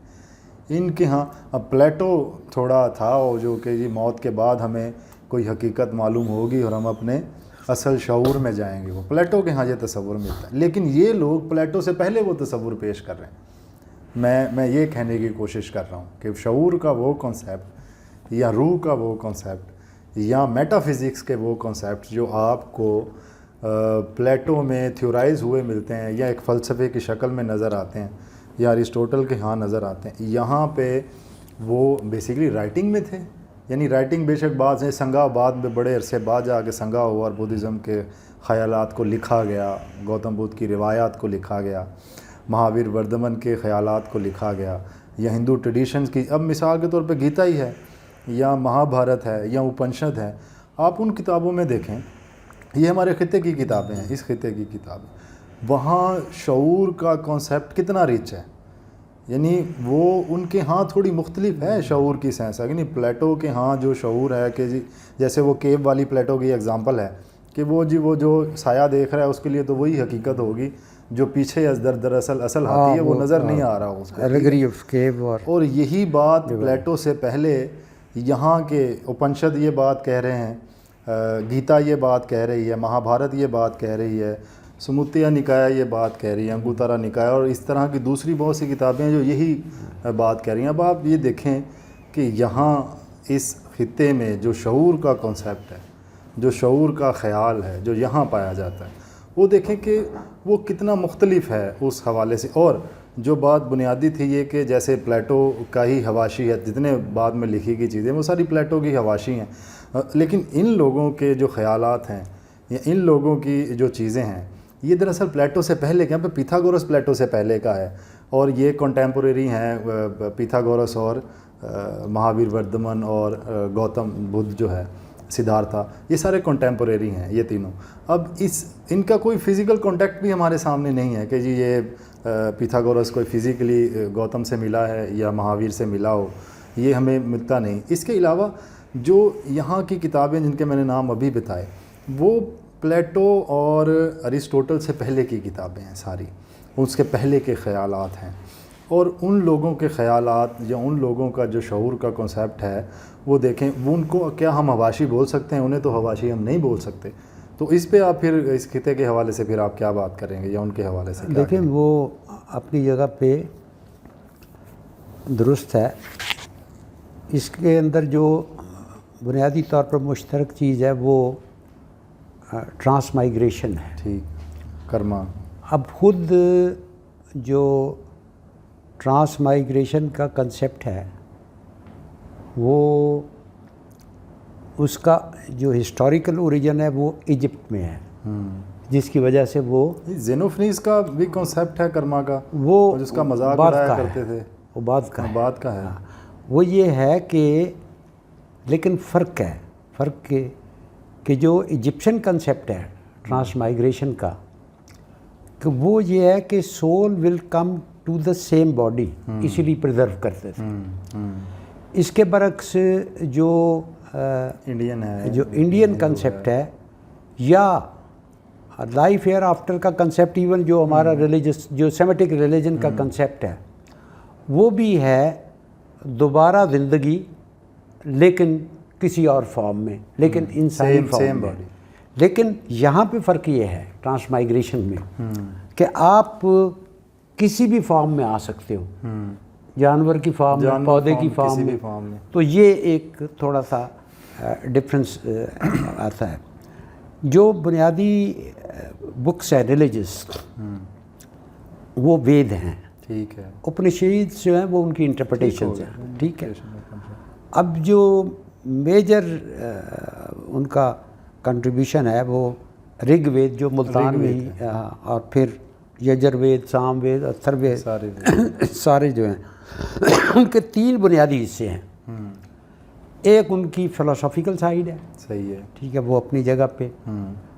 دوسری منتراز ہیں، ٹھیک ہے، اور پھر ریچولز ہیں. ٹھیک ہو. یہ سارا کا سارا 3 حصے ہیں جو اس کو ایک. جہاں تک بات آ جاتی وہاں پہ تصوف کی، مسٹیسزم کی بات، اس کا اوریجن جو ہے اگر آپ تو اب تک جو ڈاکومنٹیشن میں جس کو ہم فلاسفی آف مسٹیسزم کہیں گے تو وہ 3 بڑی ڈاکومنٹیشنز ہیں. ایک تو مہا بھارت کے اندر جو مکالمہ ہے ارجن کا اور کرشن مہاراج کا، وہاں پہ اس کو اس لحاظ سے ویدانیت کی سب سے بڑی کتاب سمجھا جاتا ہے، رائٹ. صحیح ہو گیا. پھر یہی جو خیال ہے ویدانیت کا آپ کو اس کے بعد ملتا ہے یا توحید کا جس کو ہم وحدت الوجودی انگ کہتے ہیں. ٹھیک. وہ آپ کو پلاٹینس کے ہاں ملے گا تھیوری آف ایمینیشن کے حوالے سے. ٹھیک ہے. یہ 2 صدی عیسوی کی بات ہے. پھر مسلمانوں میں یہ جو وحدت الوجود کا کنسیپٹ فلسفیکل لیول پہ، اگرچہ اس سے پہلے منصور حلاج نے اور ظاہر کچھ اور لوگ بھی ہیں، لیکن فلسفیکل لیول پہ جو ابن عربی کی معروف کتاب ہے یہ فصوص الحکم، وہ سب سے اہم کتاب ہے میں سمجھتا ہوں. تو وہ الکندی کو آپ نہیں سمجھتے اس حوالے سے، کیونکہ اس نے تو جو اس کی ہے آن فرسٹ فلاسفی بڑی مشہور کتاب ہے جو پلوٹونس کی خیالات کے اوپر اور پلیٹو کے خیالات کے اوپر لکھی ہوئی ہے. الکندی سے لے کے کو پیش کی گئی جو سارے کے سارے مسلم فلاسفر ہیں، یا سینٹ ایگسٹن سے لے کے ایکوناس سینٹ پیٹر تک، یہ سارے لوگ کو ہم اپنی عقیدت میں بے شک فلسفی کا حصہ یا مذہب کا حصہ بنا دیں، لیکن میں فلسفے کے حوالے سے کہہ رہا ہوں، مذہب کے حوالے سے نہیں. مذہب، لیکن یہ ایٹ بیسٹ اسکالسٹک ہیں یا علم الکلام کے ماہر ہیں، جو پہلے ایک چیز پہ یقین کرتے ہیں، اس میں قبالہ بھی آ جائے گا، سارا کچھ آ جائے گا. وہ ایک روایت ہے جس میں بنیادی طور پہ اسکالسٹسزم ہے کیا، وہ کمبائننگ ارسٹوٹیلین فلاسفی یا Platonic philosophy with your religion. جیسے کرسچینٹی میں سینٹ ایگسٹن نے ایکونس نے وہ ارسٹوٹل کے ساتھ کیا جو ظاہر ہے، پھر اس سے فرقے بنے اور وہ سارا کچھ اپنی جگہ پہ ہے. ان کو ایز سچ ان کی بہترین پریزنٹیشنز اور اچھی کتابوں کے باوجود ان کو آپ فلاسفر نہیں کہہ سکتے. ٹھیک ہو گیا. دیکھیں ہمارے ہاں تو فلاسفر بہرحال ہر بندے کو ہی کہہ دیتے ہیں، ہر بندہ ہی حکیم الامت جو ہے بن جاتا ہے، لیکن وہ جس کو ہم ان کی کنٹریبیوشن اپنی جگہ پہ، وہ بھی ایک حصہ ہے جس کو علم الکلام کہتے ہیں یا اسکالسٹسزم کہتے ہیں. وہ ایک جینون پارٹ ہے، لیکن وہ فارمل ریلیجن کا ایک ایکسٹینشن ہے. ٹھیک ہو گیا. اس کا فلسفے سے ایز سچ اتنا تعلق نہیں ہے، کیونکہ آپ فلسفے کو جسٹیفائی ریلیجن اپنے پہلے آپ کرتے ہیں، آپ کوشچن نہیں کرتے اپنے فیتھ کو. اس کے لیے آپ لاجک استعمال کرتے ہیں ارسٹوٹل کی یا پلیٹو کی، وہ اس حد تک ہے. تو اس حوالے سے جینون فلاسفر میرا وہی پوائنٹ آف ویو ہے کہ جو ڈاکومنٹڈ فارم میں ہے. اب یہ جو مہا بھارت میں اب مہا بھارت کو اگر آپ پوری طرح پڑھیں، ٹھیک ہے، تو وہ بڑی دلچسپ کتاب ہے. ایک تو میرا خیال ہے کہ جو سو کالڈ ہم کہتے ہیں آرٹسٹک آبجیکٹیوٹی، اس حوالے سے دنیا کا میرا خیال بہت بڑا ورک آف آرٹ ہے. لیکن اس کے بھی اگر آپ حصے کریں تو آپ کو کچھ تو لٹریچر ملے گا، کہانیاں اور بڑی کمال کی کہانی، خوبصورت کہانی، بہت خوبصورت کہانی ہے. پھر اس کا ایک فلسفیکل سائیڈ ہے، ٹھیک ہے. اس کے بعد پھر ایک توحید سے متعلق یا تصوف سے متعلق، اور وہ محدود ہے. وہ جو مکالمہ ہے بھگوت گیتا میں کرشن اور ارجن کا مکالمے میں، وہ جو ظاہر ہے کہ خوبصورت بھی لگتا ہے، بہت خوبصورت، اور اپنی جگہ پہ ٹھیک بھی ہے. اسی طرح جو آپ رامائن کو دیکھتے ہیں تو وہ بنیادی طور پہ انڈین ٹریڈیشنز کے اندر دیکھیں تو دونوں اوتار ہیں کس کے؟ لارڈ وشنو کے، وشنو وچ از دا گاڈ آف لو. لیکن کرشن جو ہے وہ ازدواجی بندھن سے آزاد محبت، جس کو بڑا آئیڈیلائز کیا جاتا ہے. رام سیتا جو ہے وہ ازدواجی بندھن کے اندر محبت کا جو ہے وہ ہاں اپنی دیکھ نظر سکتے ہیں پہ ہے۔ رام سیتا کے ساتھ ہے، ادھر کرشنا صاحب 1600 گوپیاں ہیں ان کی، ہاں جی بالکل، تو تو آزاد وہ ہی ہوا۔ ٹوٹلی ایک لیکن دونوں ایک چیز کامن ہے کہ دونوں گاڈ آف لو کے، لیکن جو برہمن کا کنسیپٹ ہے وہ اپنے طور پہ ظاہر ہے کہ جو ظاہر ہے انہوں نے ہی ڈاکومنٹ کیا مہا بھارت کے اندر، بھگوت گیتا میں وہ اپنی جگہ پہ تقریباً اسی سطح پہ انیڈس کا ہے۔ انیڈس تو رسائل ہیں جس میں ظاہر ہے کہ پلاٹینس نے اپنے نقطہ نظر کو واضح کیا، اور پھر ظاہر ہے فائنلی آپ کو ابن عربی کے ہاں ایک کمپیکٹ فارم میں جو فلسفی ہے مسٹسزم کی وہ۔ اچھا، ہم اس کو پیتھاگورس سے تھوڑا اور گریس سے تھوڑا کمپیئر کر رہے تھے، اس حوالے سے آپ اس حوالے سے جائیں تو پھر وہ ہم چلے جاتے ہیں ایک بڑے دلچسپ کیریکٹر پہ، آرفیس پہ۔ آرفیس، ٹھیک ہو گیا۔ یہ آرفیس اب جو ہے نا کے بارے میں مشکوک ہے کہ وہ کوئی ہسٹوریکل ہے یا میتھیکل کیریکٹر ہے۔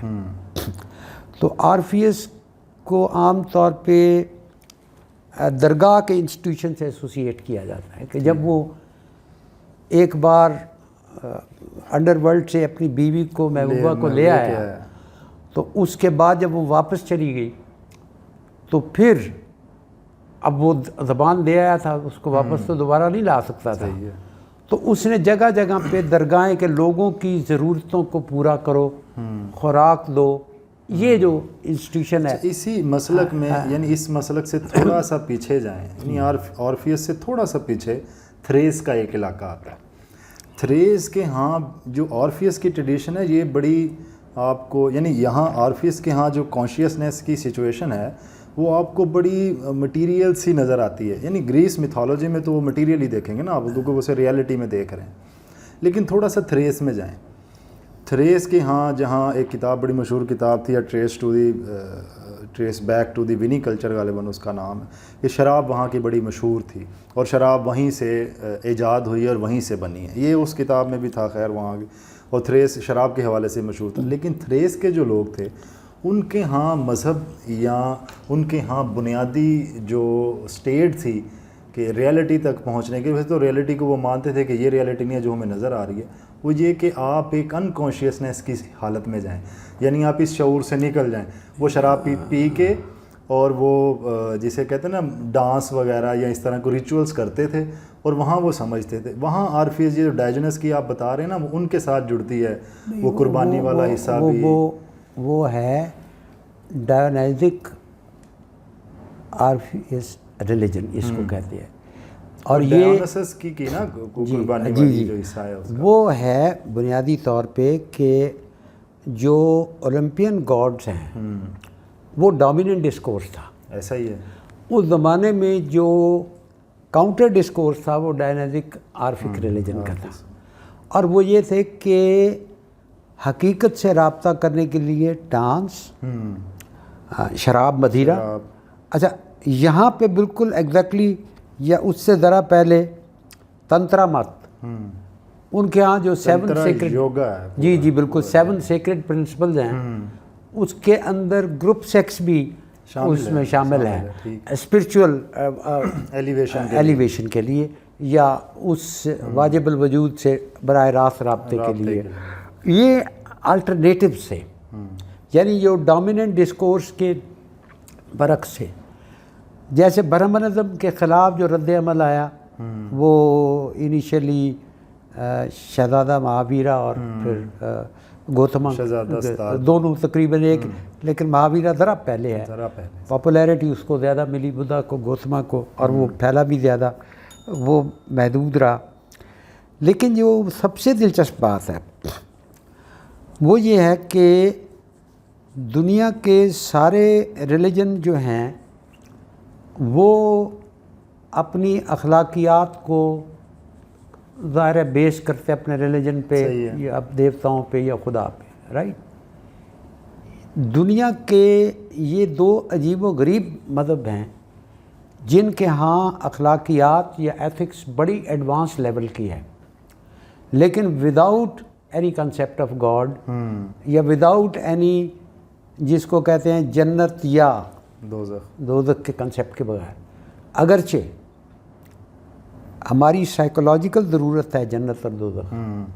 اور آپ نے دیکھا کہ جب پھیلا بدھ مت اپنے جنم بھومی کو چھوڑ کے جاپان میں پھیلا, جب چائنا میں پھیلا, اور تو وہاں انہوں نے اپنی ایک جنت بنا لی, اور وہ جنت زیادہ خوبصورت ہے. تتھاگتا گربھا کا کانسیپٹ پھر زین جو بدھزم ہے وہاں جا کے آیا, پہلے تو وہ موجود ہی نہیں تھا. وہ موجود ہی نہیں تھا. اس کو ہم دراصل جوڑ رہے تھے کانشیسنیس کے ساتھ, اور میں یہ خیال پیش کر رہا تھا آپ کے سامنے کہ یہاں کا شعور دیکھیں, یہاں چیزوں کے لیے شعور دیکھیں, چیزوں کے بارے میں شعور دیکھیں, گوتم کے ہاں, مہاویرا کے ہاں, اور اسی کے کنٹیمپوریری پیتھا. میں اس کی نا ایک ریزیمبلنس آپ کو ساتھ میں بتا دوں کہ جی گیتا کی ایک شلوک ہے جو کرشنا ارجن کو کہتا ہے کہ یہ جو تمہارا اصل ہے, جو تمہاری روح ہے, جو اصل ہے, یہ تو اپنے آپ کو ایسے دوسرے بدن میں ڈالتی ہے جیسے انسان کپڑے بدلتا ہے.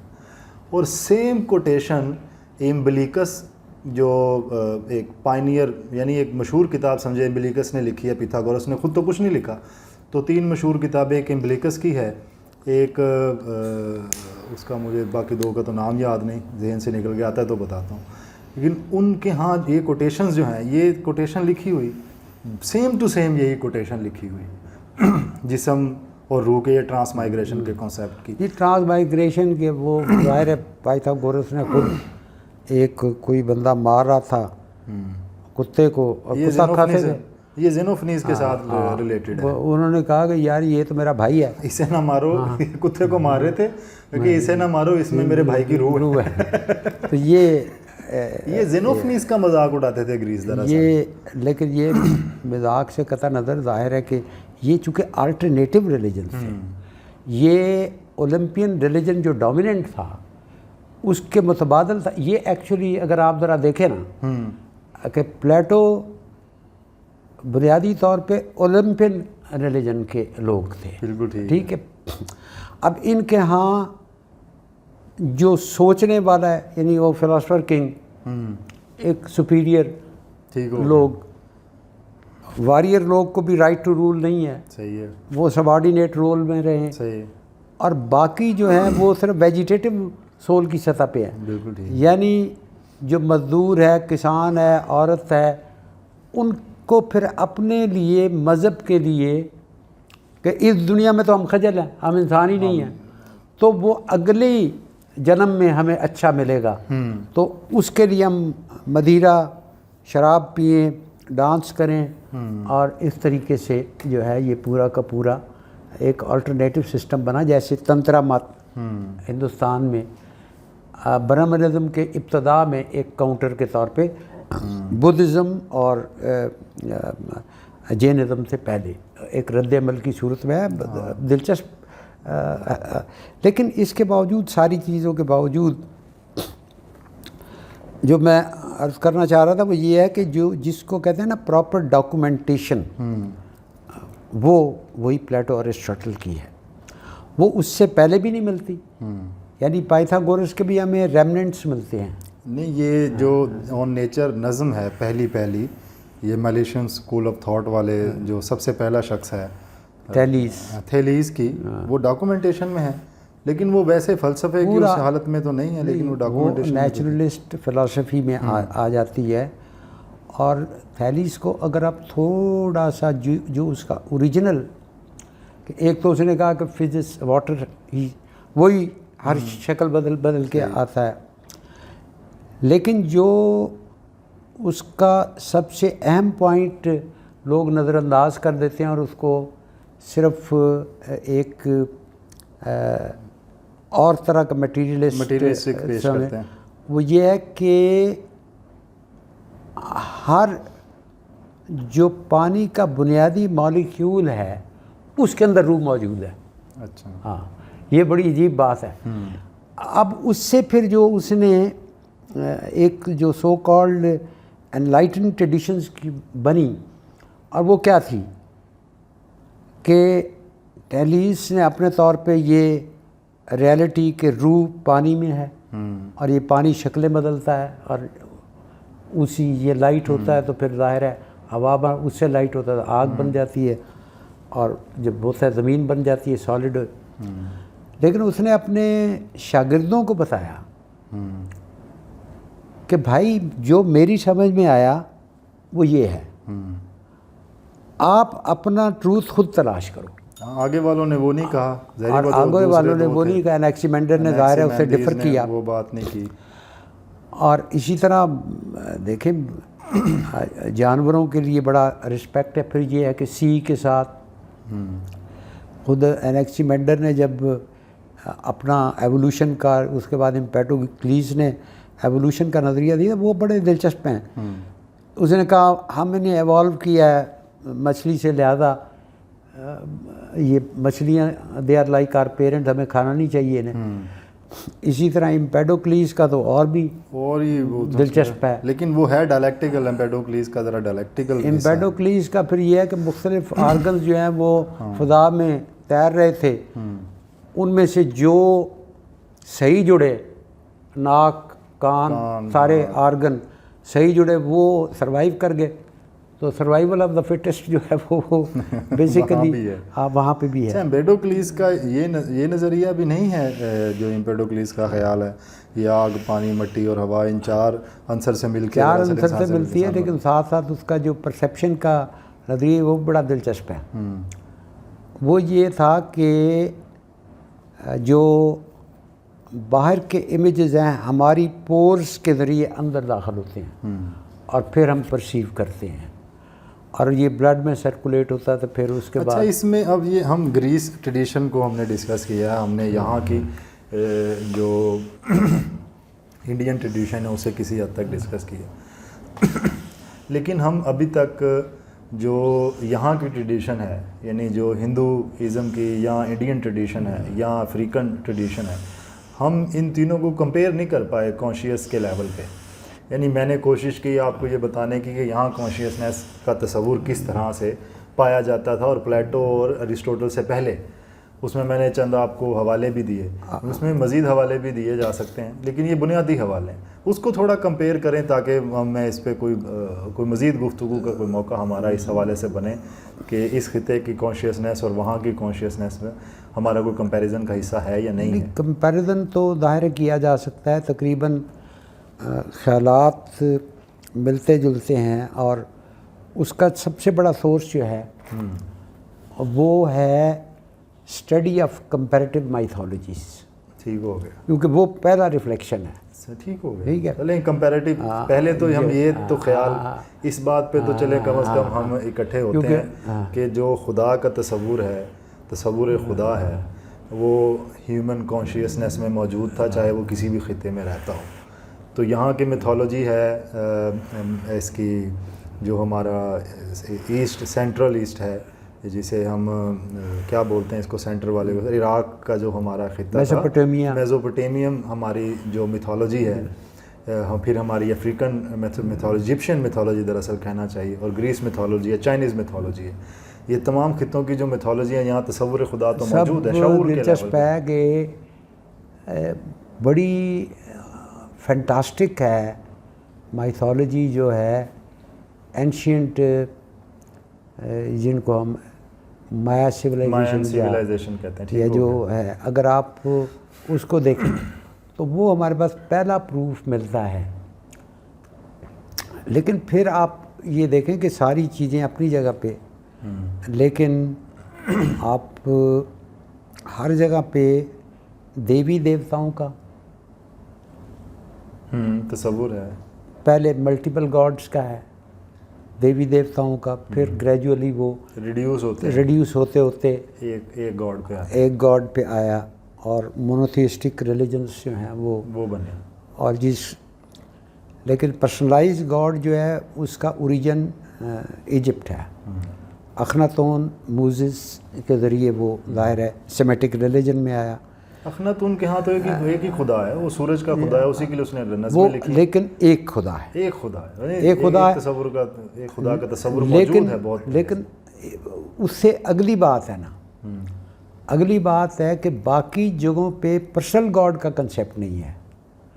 یہ پرسنل گاڈ ہے، ہاں اخناتون کا، اخناتون کا پرسنل وہ گاڈ آپ کو دیکھ رہا ہے کہ آپ نے کس وقت ناک میں انگلی پھیری اور بیہودہ حرکت کی، صحیح ہے، وہ آپ کی ڈیٹیلز کو جان رہا ہے، باقی جگہ پہ اس طرح کی ڈیٹیلز نہیں ہیں یہ۔ اور دوسری بات ہے کہ بہرحال جی ہیومن ہسٹری کے اندر دو مذاہب تو بہرحال ایسے ہیں کہ جہاں پہ خدا کا کنسیپٹ ہاں جی نہیں وہ ہے، ٹھیک، وہ تو ہم وہ اور ان کے ہاں اتفاق کی بات ہے کہ مذاہب کے ہاں اخلاقیات کی وہ سطح آپ کو نہیں ملتی جو یہ بے خدا مذاہب میں ملتی ہے آپ کو، بڑی ایڈوانس ایتھکس ہے بدھزم کی، اور اس سے بھی ایڈوانس ہے مہاویرا کی، اس میں کوئی شک نہیں ہے۔ اچھا اس میں اب اس کو ہم شعور سے کیسے، یعنی دیکھیں ایک جگہ پہ ہمارے پاس مذہب میں خدا موجود ہی نہیں، اور ایک جگہ پہ ہمارے پاس مذہب میں ہزاروں خدا موجود ہیں، اور یہ ایک ہی خطے کی بات ہے۔ جی بالکل، ایک ہی خطہ ہے جس میں ہزاروں خدا ہیں، اور ایک ہی خطہ ہے جس میں کوئی خدا نہیں۔ اب کیا اس بنیاد پہ کہ میں ایبسٹریکٹ نہیں کر پایا یا میری ایبسٹریکشن نہیں ہے، ایبسٹریکشن اس لیول پہ نہیں، میں ہمارے بہت سے آپ جانتے ہیں جو تھیورسٹ ہیں یا فلاسفرز ہیں، اینتھروپولوجی کے کتنے فلاسفر ہیں جو یہ سمجھتے ہیں کہ جب انسان نے وہ فیٹشزم سے نکلا اور پہلی مرتبہ ایبسٹریکشن پہ گیا، یعنی پہلی مرتبہ ایبسٹریکٹ گاڈ اس نے کریٹ کر لی ہے، جو پرسنل گاڈ اب نہیں ہے، جو اس کے ساتھ اب نہیں جڑے ہوئے۔ پہلے تو ہر چیز میں گاڈ تھا نا، اس درخت میں بھی خدا ہے، اس پودے میں بھی خدا ہے، ہر چیز مقدس تھی، لیکن اب جب پودوں کے خدا ایک جنگل کا خدا بن گیا، اب وہ ایبسٹریکٹ ہو گیا۔ اب یہ پہلی سینس آف ایبسٹریکشن ہے انسان کے شعور کی کہ اس نے ایبسٹریکشن سیکھ لی۔ اب ایک مذہب جو اس کو ایبسٹریکٹ ہی نہیں کر رہا، کیا ہم اسے کہہ سکتے ہیں کہ ون کانشیس کے لیول پہ ہے یا لوئر کانشیسنس کے لیول پہ ہے بنسبت ان خدا ان مذاہب کے جنہوں نے زیادہ پہلی بات خدا پیدا کیے؟ ان کو ہم اس طرح نہیں دیکھنا چاہیے کہ وہ غلط ہیں یا صحیح ہیں۔ نہیں، غلط صحیح کی بات میں نہیں کر رہا، مختلف دیکھیں نا ہم لیول بنا رہے ہیں۔ میں جیسے ہم نے بات شروع کی اور ہم نے کانشیسنس کے لیول بنائے کہ جی لوئر لیول ہے انکانشیسنس، ہائر لیول ہے کانشیسنس۔ اب میں یہ کہہ رہا ہوں کہ جب انسان نے پہلی مرتبہ ایبسٹریکشن کے بارے میں سوچا، that was the first philosophical concept, تو تھنکنگ ایبسٹریکٹ، یعنی آپ ایک فلاسفیکلی چیزوں کو دیکھ رہے ہیں، اب چیزوں کو ایبسٹریکٹ حصے میں لے کے جا رہے ہیں، میٹا فزکس میں چلے گئے آپ۔ پہلے تو خدا آپ کے سامنے ہے، you are your own priest, آپ اس سے بات کر سکتے ہیں، آپ اس کو چھو سکتے ہیں۔ اب خدا آپ کے ہاتھوں سے نکل گیا، اب تو وہ اوپر کہیں ہے اور آپ اس کو ایبسٹریکٹ سینس میں دیکھ رہے ہیں۔ اب یہ جو کانشیسنس، یہ جو شعور ہے خدا کا، جو فزیکلی آپ کے سامنے موجود نہیں لیکن آپ سے دور ہے، یہ پہلی ایبسٹریکشن آپ کے سامنے آتی ہے۔ دوسری ایبسٹریکشن، اب یہ جو ایبسٹریکشن میں نے کی ہے یہ ہزاروں ایبسٹریکشن ہے، میرے پاس کئی خدا ہیں۔ دوسری ایبسٹریکشن کہ میں ایبسٹریکٹ چیزوں کو بنا رہا ہوں، میں نے آواگون کا نظریہ کریٹ کر لیا، میں نے ٹرانس مائگریشن کا نظریہ کریٹ کر لیا، میں نے وہ سرکلز بنا لیے کہ میں جی اگر سمادھی میں ہوں تو میں اس سرکل میں آؤں گا، ورنہ میں اس سرکل میں گروں گا، ورنہ میں وائس کے سرکل میں گروں گا، جانوروں کے سرکل میں گر جاؤں گا، یا جو ایولز ہیں ان کے سرکل میں گر جاؤں گا اگر میری بری حالت ہوتی ہے۔ تو یہ تصور بدھزم میں بھی ہے۔ خیر اب دیکھیں، خدا نہیں بنایا لیکن میں نے ایک ایبسٹریکٹ ورڈ کریٹ کر دیا پورے کا پورا۔ میں یہ کہنا چاہ رہا ہوں کہ جہاں خدا کا تصور دماغ میں نہیں آیا، وہاں شعور کا لیول کیا ہم کم دیکھیں گے بنسبت ان کے جنہوں نے ہزاروں خدا بنا لیے؟ میں یہ اس کا جواب بھگوت گیتا میں ہی ہے، جی، بھگوان کرشن اور اس کے مکالمے میں ارجن سوال کرتا ہے کہ ہم کیوں لڑ رہے ہیں نا، یہ فضول کے پہلے چیپٹر میں ہی سوال کرتے ہیں۔ پھر اس کا سوال ہوتا ہے کہ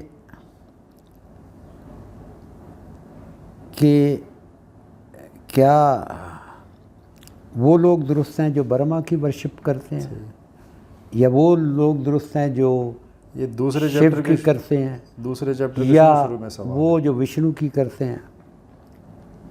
تو اس میں جو بھگوان کرشن کا جواب ہے وہ بڑا دلچسپ ہے۔